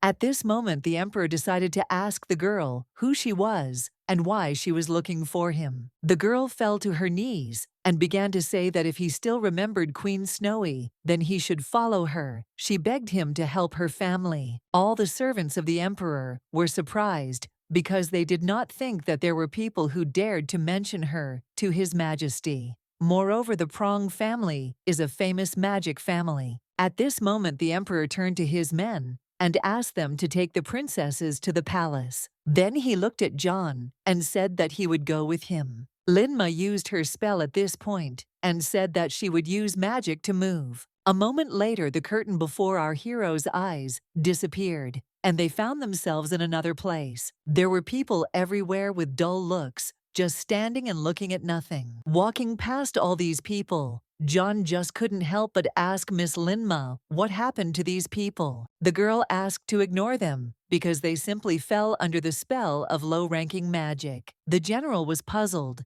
and asked if it was low-ranking magic, then why wouldn't it help them? Suddenly, the emperor asked, was this child a magician? Linma turned her head in surprise and asked how he knew, to which the emperor said that he had guessed. The man explained that the people's movements reminded him of a baby sucking milk, which meant that only a child could have done such a thing. The girl looked down and told the emperor that he was absolutely right. John was shocked that His Majesty was right, but more interestingly, why was it all caused by a child? Although low-ranking magic affected so many people, unexpectedly, Linma told the emperor that he was an amazing person, so now she understood why Queen Snowy loved him no matter what. At that moment, the girl waved her hand and used dispersal magic. All the magic on the people instantly dissipated. People asked, in confusion, if they had really fallen under the influence of magic. But a second later, everyone looked like children again,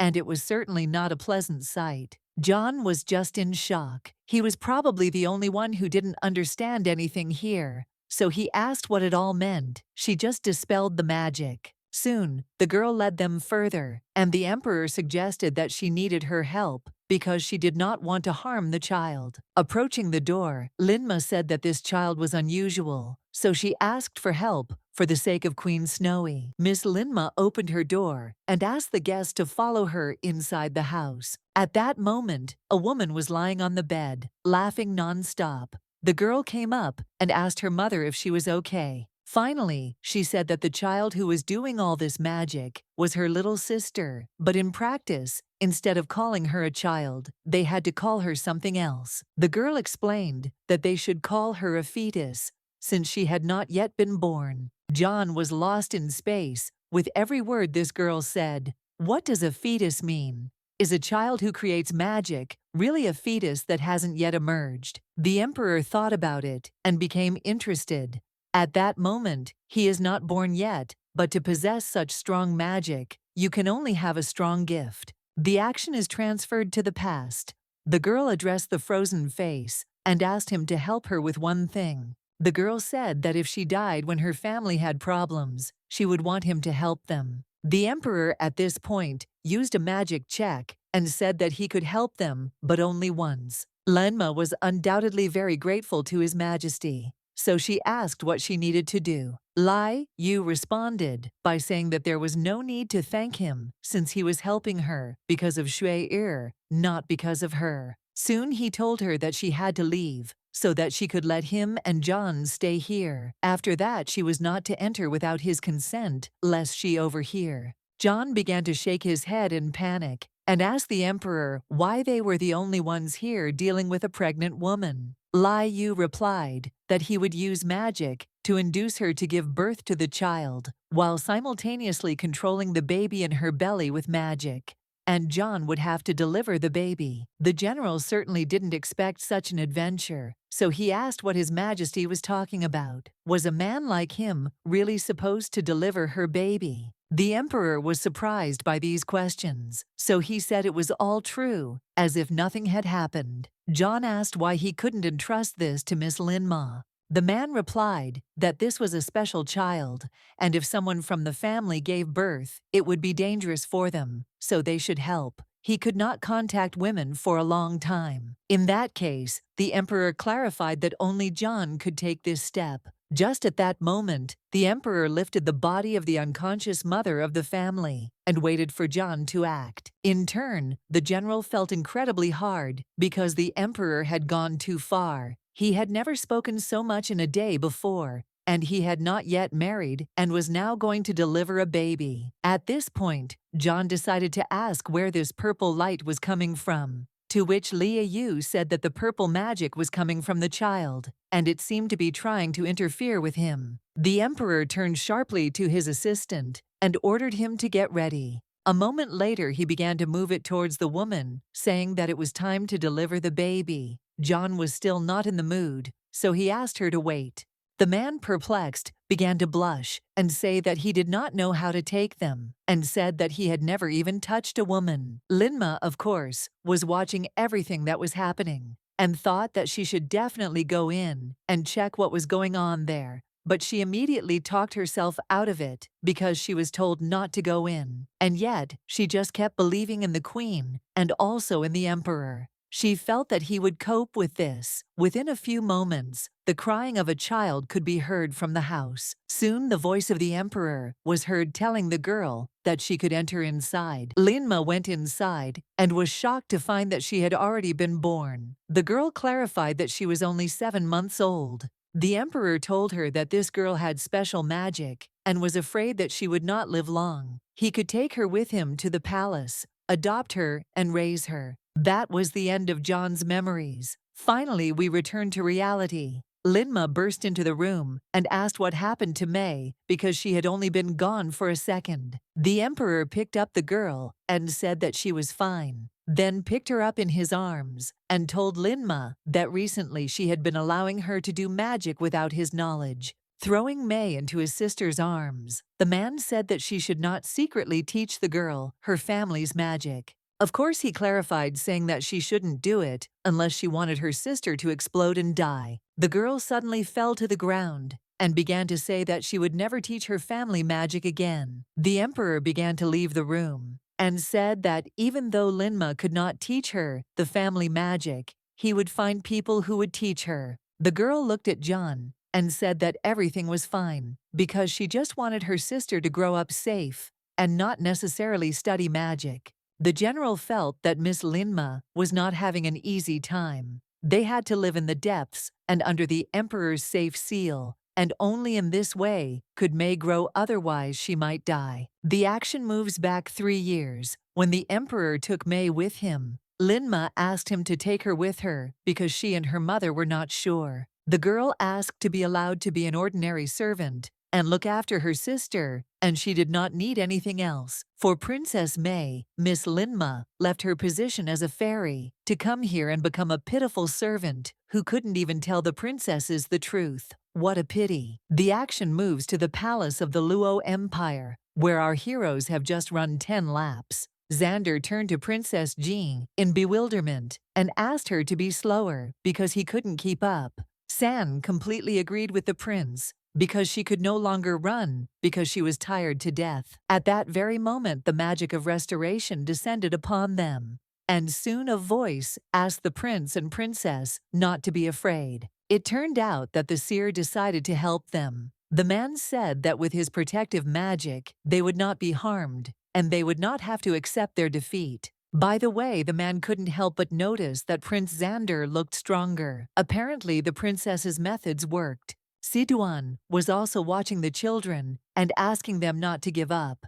He then turned to Jean and encouraged her, telling her that she only had 20 laps left. The guy, by the way, certainly couldn't expect that Jean's body was so resilient, because even an adult man would be very tired from 10 laps around the palace. But she wasn't exhausted at all. It was surprising that the girl only ran faster, and those two were under the influence of healing magic. But she absorbed it, so she had to do everything herself. Looking at the girl, Siduan, I was 100% sure that the girl had a great future. At this moment, the emperor and the general came up behind Siduan. Liu asked if the children had finished running yet. The boy bowed down and said that the children had almost finished their punishment. The emperor turned his head and ordered General John to hurry the children to finish. The man looked at Liu in surprise and asked if he thought this was not good. However, only after seeing the emperor's cold-blooded gaze did the man realize that he was not one to joke with. At that very moment, a huge magical beast appeared in the palace and began to roar loudly. Of course, this motivation for running worked like a charm because the children were incredibly scared.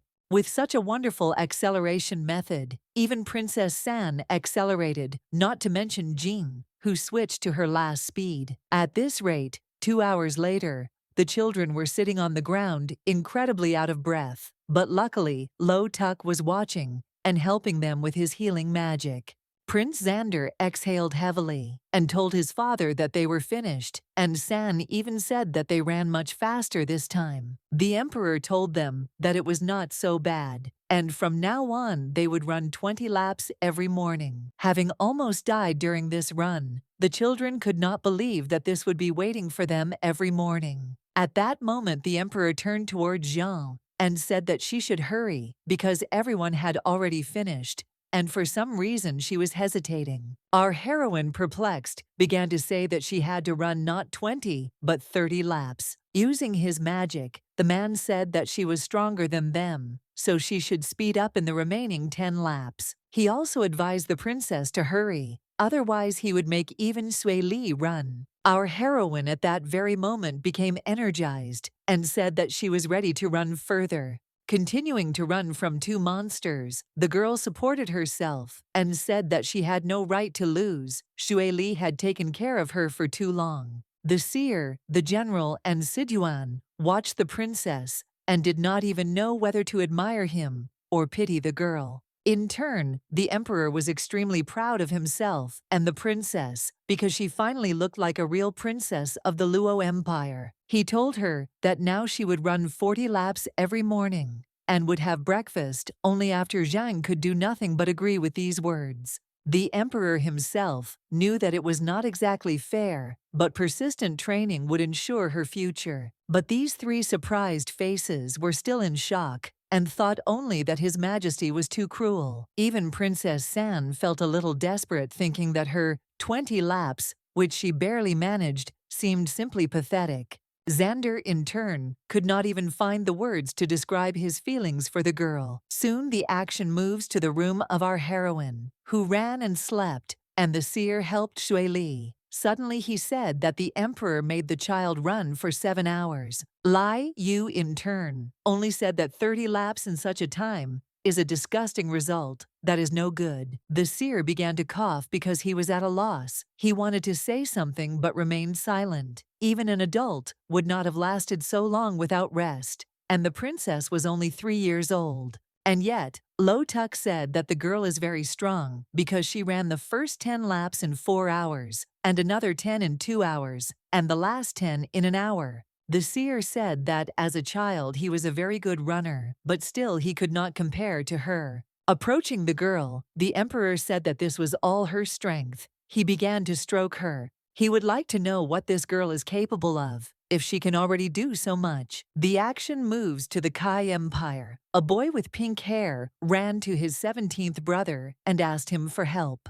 Naisk grabbed the 18th baby. His name was Naimo. In confusion, the boy asked his brother why he was covered in bruises. Naimo responded by telling the 17th brother that the 4th brother had found out that he was a girl and wanted to kill him. At that moment, Naisk seemed to be speechless because he did not understand how this happened. The king of the Kai Empire, by the way, had 18 sons and not a single daughter, and the reason for this was simple. Whenever he had girls, he immediately got rid of them and their mothers. The action takes us back 4 years, just after Naimo was born. Naisk was standing on the street and listening to a woman crying. She held her child in horror and did not know what to do because she understood that His Majesty would kill her daughter. Suddenly, the emperor standing behind the door called his son Naisk and asked if he was a boy or a girl. The boy approached his father and said that he had checked everything, and it was a boy, but he was afraid that he would not last long. To save the baby's life,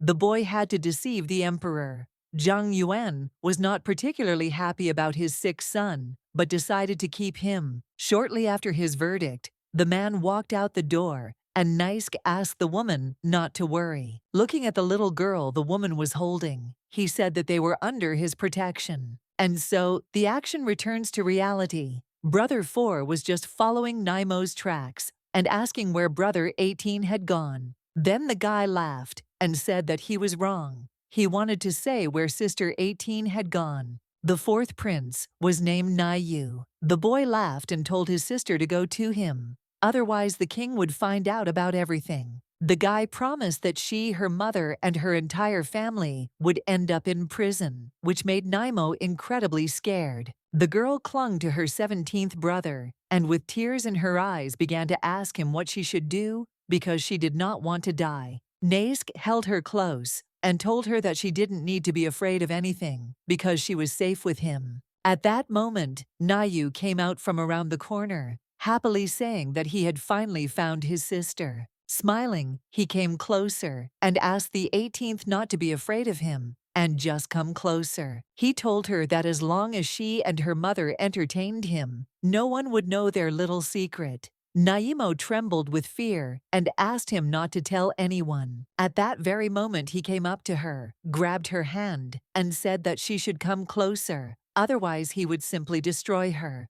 However, at that moment, Naisk grabbed the little hooligan's hand and told him not to dare to offend the 18th. Nayu was very surprised that this little brat was here. Anyway, the guy asked if he really saw the talented 17th brother in front of him. The boy laughed and assumed that his brother had managed to summon a magical pet after all, since he had the courage to get in the way. He said that his spy in the Luo Empire reported that the prince and princesses could summon their pets at the age of 4. But a genius like him is capable of killing his mother in infancy, but not summoning a pet. He immediately grabbed the girl's hand tightly. Naisk laughed and said that he really couldn't summon a pet yet, but then again, Nayu only summoned his pet when he was 17. Grabbing Naimo's hand, the boy said that he might be useless, but he certainly had no doubt that he would be able to summon his pet before he turned 17.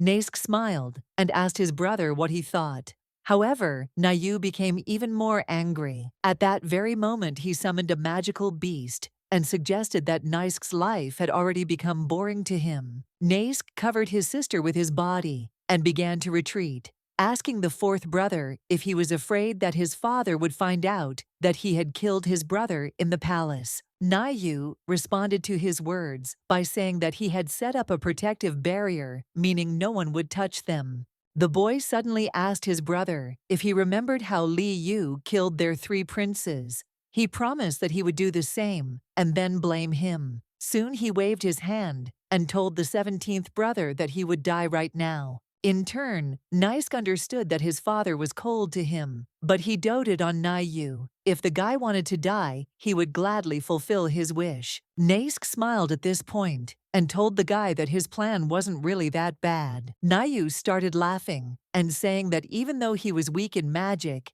his head was still smart. In any case, he decided to take their lives painlessly. Suddenly, the 17th one jumped up and started telling the 4th one that he might even thank him. Nask was currently using breakthrough magic, causing him to gain incredible speed in a matter of seconds. Coming close to the 4th brother, the boy smiled and told his brother to rest in peace and also to remember that he was killed by Emperor Li Yu. A similar lightning strike occurred, which seemed to pierce through Nayu's soul. Soon the boy fell down and asked his brother in bewilderment where he got so much strength from if he was only 7 years old. Nask sighed heavily, starting to grimace, and Nayu died right with his eyes open. The boy closed his brother's eyes and corrected him, saying that it was all done by the murderer of the Luo Empire. At that moment, a frightened Naimo fell to the ground and in horror told her 17th brother that he had killed the 4th brother.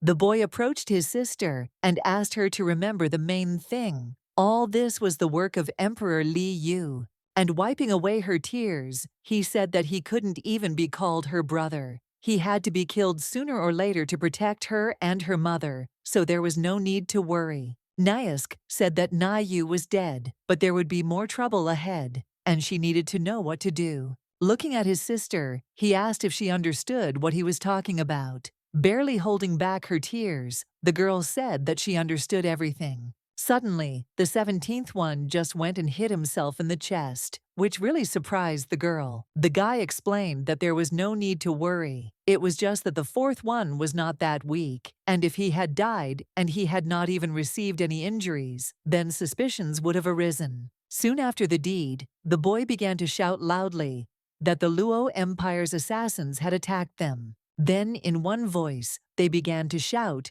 and ask for help for the 4th brother. After a while, another vase of flowers fell to the floor and shattered into pieces. Zhang Yan was incredibly angry. He asked in confusion what had happened to them and what had happened to his son. Looking at his other sons, he said that he would like to know the details of who killed his son and how. Nask answered his father that he himself did not quite understand what had happened. He and the 18th were playing here, but suddenly heard the scream of the 4th. As soon as they approached, they saw him fighting with someone in a black suit. Naimo cried and supported her brother. She said that it was true. The man in the black suit wanted to kill them. However, luckily for her, the 17th brother was nearby and was able to save him. Zhang Yan was incredibly furious. He asked his useless son why he was always crying. Immediately after this, he hit the prince in the stomach, saying that princes in his kingdom do not cry.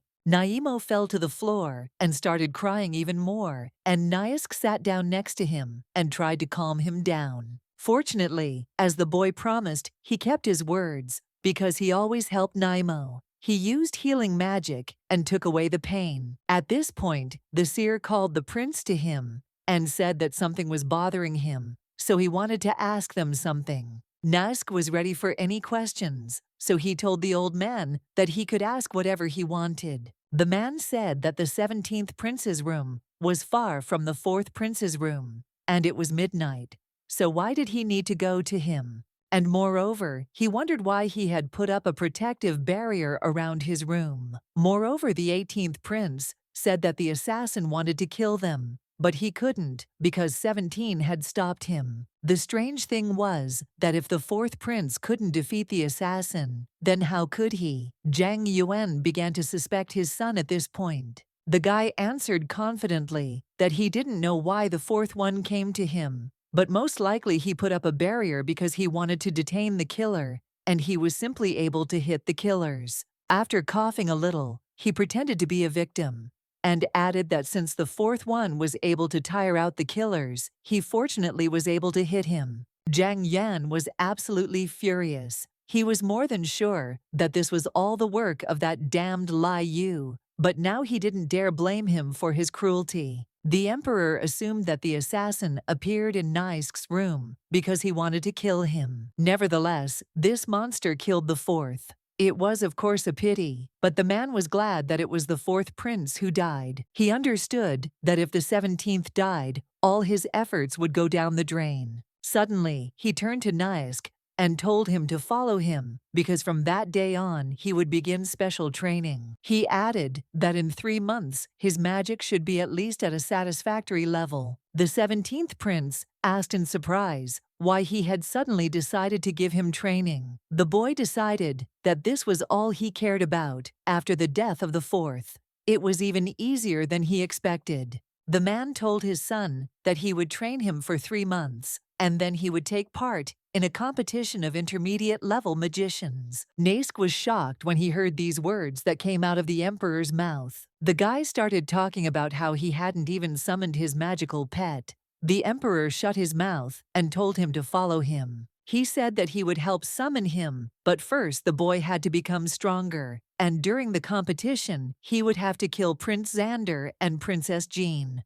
The seer was shocked. He asked His Majesty if he had really decided to use that method. In order to participate in the competition, one must be able to summon a pet, but Prince 17 did not have the strength for this. The only spells left were the abduction spells. And still, the seer sighed heavily, because he knew that stealing someone else's pet is not so easy. It was necessary to apply a special spell to a living wizard, and his pet would be freed. However, during the spell, the wizard will experience unbearable pain. And still, despite all this, he must remain alive because, with the death of the owner, the pet will also disappear. Once the first stage was completed, it was necessary to unite the pet with the new owner. But if we go into details, this is also a very painful procedure. The seer mentally addressed the emperor. He stole the 9-tailed fox from the previous emperor, and it cost him a lot. The old man was surprised that he would allow Prince 17 to go through the same pain. Then he decided to reassure himself, because he knew that the emperor knew what he was doing anyway. And what's more, he himself went through all this.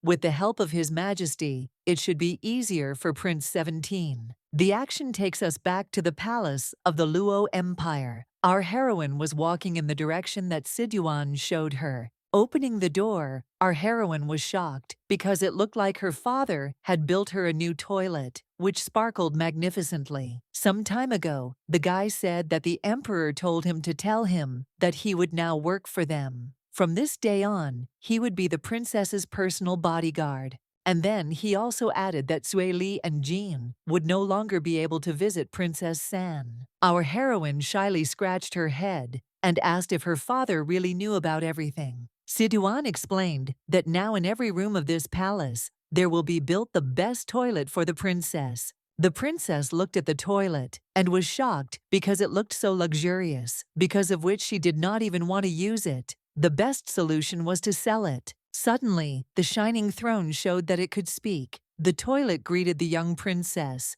He asked her to be assured that he would take care to provide her with the best experience and would also examine her. Our heroine recoiled a little, realizing that this thing still looked scary. She immediately ran out of the toilet, thinking that it would be better for Sui Li to use it. She still intended to use Princess San's toilet, and yet it was worth learning cleansing magic. After the princess had done her business, she looked at the fountain and realized that she would not be able to fall asleep after this, so she decided to practice. The girl smiled and remembered that teacher John told her that she had difficulty controlling magic, so she needed to work on it. She began to emit magic, preparing to surpass herself on her first try, so she sent a beam into the water. To her surprise, she actually succeeded, and the girl was very happy about it. But she still wasn't going to stop there, so she continued to improve her skills in magic. Jean encouraged herself and said that she was the best. At that moment, Rocky approached the prince, who was watching the girl, asked what he was doing there, and then said that he should drink the dragon's blood because he needed rest. The man handed him a plate and said that as soon as he drank everything, he would immediately go to bed because it was already too late to go for a walk. The boy picked up the plate and began to drink, but his gaze was still fixed on the girl. Rocky was shocked that the prince drank the potion so quickly. What could have made him do this? Looking at the boy, he understood that the guy couldn't finish a meal in an hour and a half before. Shifting his gaze, the man noticed Princess Jean at the fountain and immediately realized that it was all because of her. The boy, at that moment, asked Mr. Rocky to return to the castle. He kept speaking without taking his eyes off her. The doctor suddenly said that it was time to rest, but Xander replied that he needed to do something. Immediately after that, he ran to the girl and again told the doctor that he should return first and he would return a little later. There was no need to worry. Rocky smiled at that moment, thinking that the prince could be understood because Princess Jean was really special. He too began to like her more and more. However, at that moment, a voice came from behind the bushes. It turned out that Layla Fan was asking Mr. Rocky not to let the girl be fooled. The man turned around in confusion and asked Teacher Aika what he meant. Layla Fan asked not to call him a teacher because thanks to Jean's efforts, he lost this position. The doctor, even more shocked, asked why this had happened, since members of the Aika family had always been teachers at the palace. How could this have happened? A malicious smile appeared on the guy's face. He said that this girl was simply abnormal because such power certainly could not belong to an ordinary girl. While he was conducting the lesson, she suddenly decided to attack him, using magic, and even persuaded the prince to do so. He looked at Rocky and asked if he had noticed that the prince had changed a lot since meeting the girl. The man turned his head in surprise and said that he would never have thought that she was such a person. However, at that moment, the former teacher said that he knew what to do. He offered to team up with him and kill the princess, all for the sake of the future prince of the empire. The action moves forward 2 weeks. We were still in the emperor's palace. By the way, at this time it was late at night, which is why the emperor was already asleep. But at the same time, he was actively chatting with someone in his sleep. The man screamed in confusion, asking the imposter to state her name. But at the same time, someone was also actively trying to wake him up.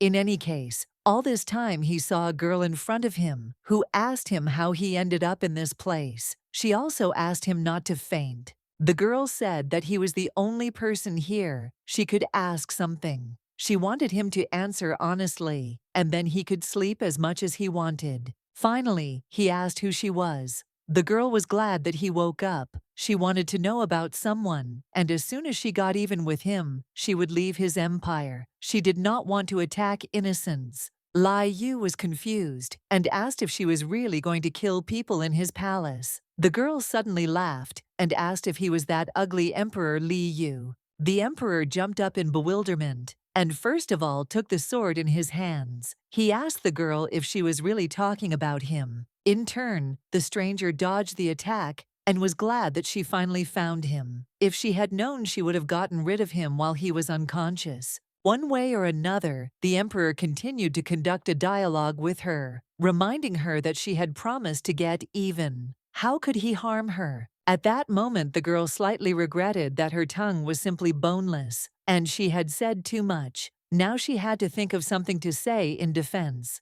She suddenly plucked a flower and ran it across the blade of the sword, asking how he could do such a thing. Kneeling down, she said in bewilderment that hitting a stranger was not a sign of a gentleman. He even cut her flower, so he does not deserve forgiveness. The emperor was shocked and did not understand what she was talking about. In any case, he decided that he had to kill her. At that very moment, he used summoning magic and began to bring out the dragon. The girl screamed in horror and asked if he really wanted to kill her. Now she understood the people who said he was crazy. An attempt on an innocent woman. However, waving her hand, she said that it was even better this way, since she could fight a talented opponent. In just a couple of seconds, she summoned her magical animal, and it turned out to be a huge phoenix. Li Yu froze. At this point, he then asked who she was and why her pet was a phoenix. The man understood that the phoenix was the pet of the Qian royal family, but their empire had long been destroyed. And again, he attacked the girl, ordering her to tell where she got this bird from. The girl was surprised that he also knew about the fall of the Qian Empire. At that moment, she asked him if he knew who destroyed the empire and who killed the queen of the empire. Li Yu was confused and asked what she meant. What secrets did the queen's death hide? A moment later, the emperor jumped up in a cold sweat, uttering the name of the former queen of the empire. At that very moment, he began to cast a spell, and a couple of seconds later, Lo Tuck appeared in his room and immediately asked what was required of him so late. Seeing the emperor's evil gaze, the seer was a little frightened, but still told His Majesty that he had no face. As he began to examine him, he assumed that he had trouble sleeping, or that something was hurting him. What would he do when his seer died?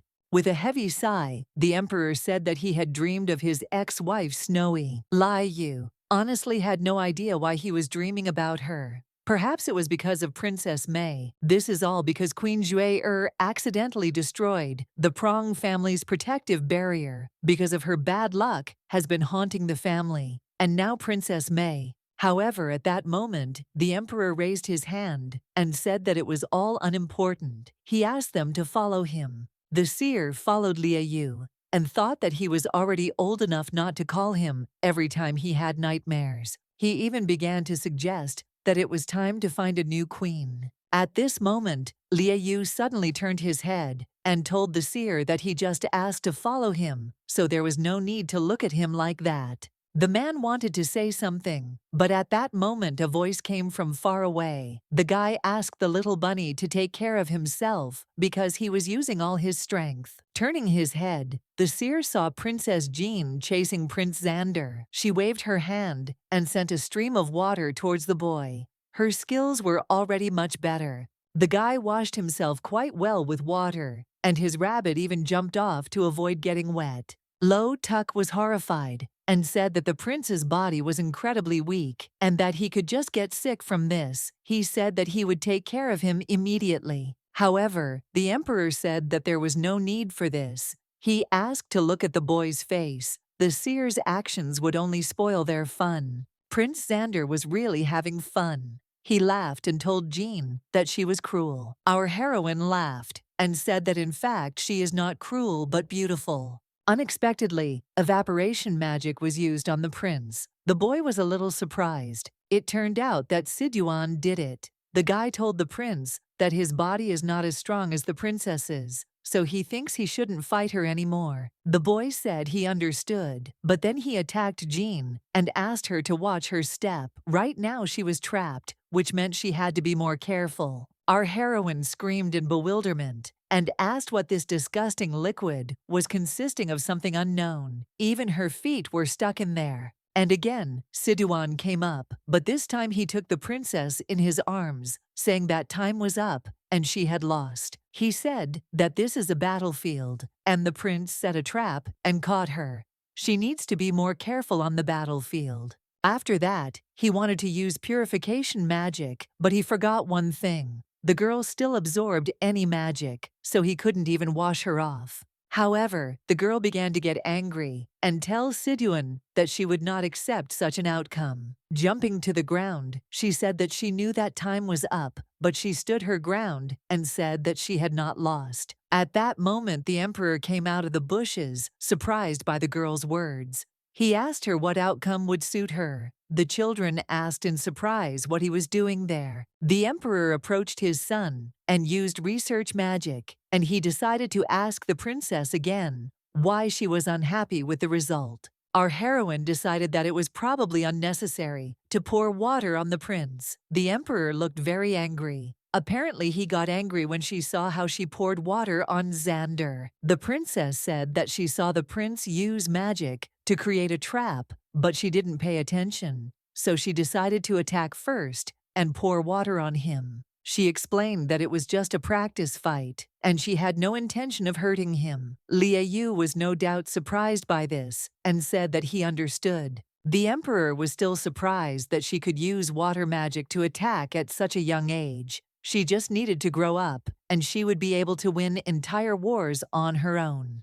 In this case, our heroine joyfully began to ask if this was true. The victory was hers. She convinced herself that she was the best in the world, which meant that she had to fight, and she could protect Shui Li. Unexpectedly, the emperor said that even if she killed her target first, she would still fall into a trap, which meant that death would eventually be inevitable. He asked the girl in surprise if she had enough strength to tear herself out of there. Jean was surprised and decided that the emperor was right. The girl became a little despondent at this point. She herself realized that even if he defeated the enemy, she would still fail. Lo Tuk walked up to the girl and began to stroke her head, telling her that she shouldn't be sad. From his observations, the princess was very strong, because she was not as easy to defeat as her enemies would like. Our heroine began to smile sincerely. She asked the seer if he really considered her strong. The man smiled and took her panda in his hand, adding that the princess's strength was truly amazing. Looking at the emperor, the man thought that children could become depressed at this rate, which meant that children needed to be praised often. Our heroine began to hug the seer and thanked her grandfather for praising her. She, in turn, will try. Taking the girl in his arms, he asked her not to pay attention to what His Majesty was saying. The seer assured her that no matter what the emperor said, he was still proud of them. Jean certainly couldn't believe it. Lai Yu turned his head. At this moment, he aggressively told Jean that she was his daughter, and then asked her to look at herself. Her appearance was terrible. He grabbed her abruptly in his arms and added that her dress was crumpled and dirty, and because of her uncle seer was now dirty too. Our heroine looked at herself in bewilderment and asked if she really looked that bad. The emperor said he would punish her. As soon as they returned home, Jean began to beg her father not to do it. Unexpectedly for Liu Yu, his son asked him to stop. He admitted that he had been visiting the girl for half a year to practice magic. The man was shocked by the prince's impudence. He asked if he dared to challenge the decision of the emperor himself. At that moment, he decided to check Xander's body again, and was surprised that he was still weak, but his body was strong, and his magic was even better. Was all this thanks to Jean? Soon, the emperor threw the girl to the ground and told his son not to lie to him, otherwise he would punish them both. After the prince, Siduan, sat down on his knees and said that it was his idea to train, so he asked to punish him alone and not to touch the prince and princess. However, the emperor stood his ground and said that he would punish them anyway. The children were terrified because they realized that the emperor was angry, and this meant that it was time for real punishment. The seer and Siduan also felt that the emperor's aura was very ominous. They didn't know what to do now. Lai Yu began to tell Jean and Xander that from today on they would both sleep together with him for a whole month. These words undoubtedly took everyone by surprise. Our heroine even thought that running 100 laps would be much better than sleeping with him for a month. The seer looked at the emperor and thought that this kind of punishment was surprising, because lately he had been having nightmares, which meant that he wanted someone to be with him while he slept, and yet he did not understand how such a high-ranking member of society, the emperor himself, needed such a decision. By the way, the actions take us into the past. The magical animal woke up. The little emperor, Liu Yu, was frightened and asked Bru to sing for him because he could not sleep. It was also surprising that the dragon came to wake him up in the morning, but that night there was something wrong, as if he wanted something from him. Still, the dragon happily decided to fulfill Liu Yu's request, so he began to hover over the emperor and sing to him. Lo Tuk was glad that the emperor now had a family. Prince Xander and Princess Jean were beautiful children. Still, letting the two of them sleep with the emperor was interesting. He hoped they would have fun. The action moves to the next day, to the arena near the imperial palace. Our heroine ran to Siduan and Sui Li and apologized for being late. The guy smiled and said that everything was fine, because they had just arrived. Siduan, in turn, looked at the children and realized that they had become much stronger in just half a month. At first, it took the princess 7 hours to run 40 laps, but now it takes her only 3 hours. Prince Xander and Princess San are not bad either. At first, it took them 6 hours to run 20 laps, and now they only need 3 hours. That's great progress. At this point, the maid turned to Jean and assumed that she was hungry, so she offered her something to eat. The children started eating and also decided to ask why Uncle Siduan decided to teach them today. Where did Teacher John go? The boy explained that Mr. John was currently teaching Princess May, so he would be their teacher today. Princess San, at this moment, also decided to say that they usually studied in the classroom, so why were they outside today? Our heroine and Xander were also surprised by this fact and decided to find out why they were here. Siduan called the raven and said that before this, they had only studied theory, and His Majesty knew it. Today, he decided to test them in practice. At that moment, the raven flew towards the scarecrows and attacked them. They seemed kind, but were they really kind? A moment later, the heads of the scarecrows turned 180 degrees, and their faces changed to angry ones.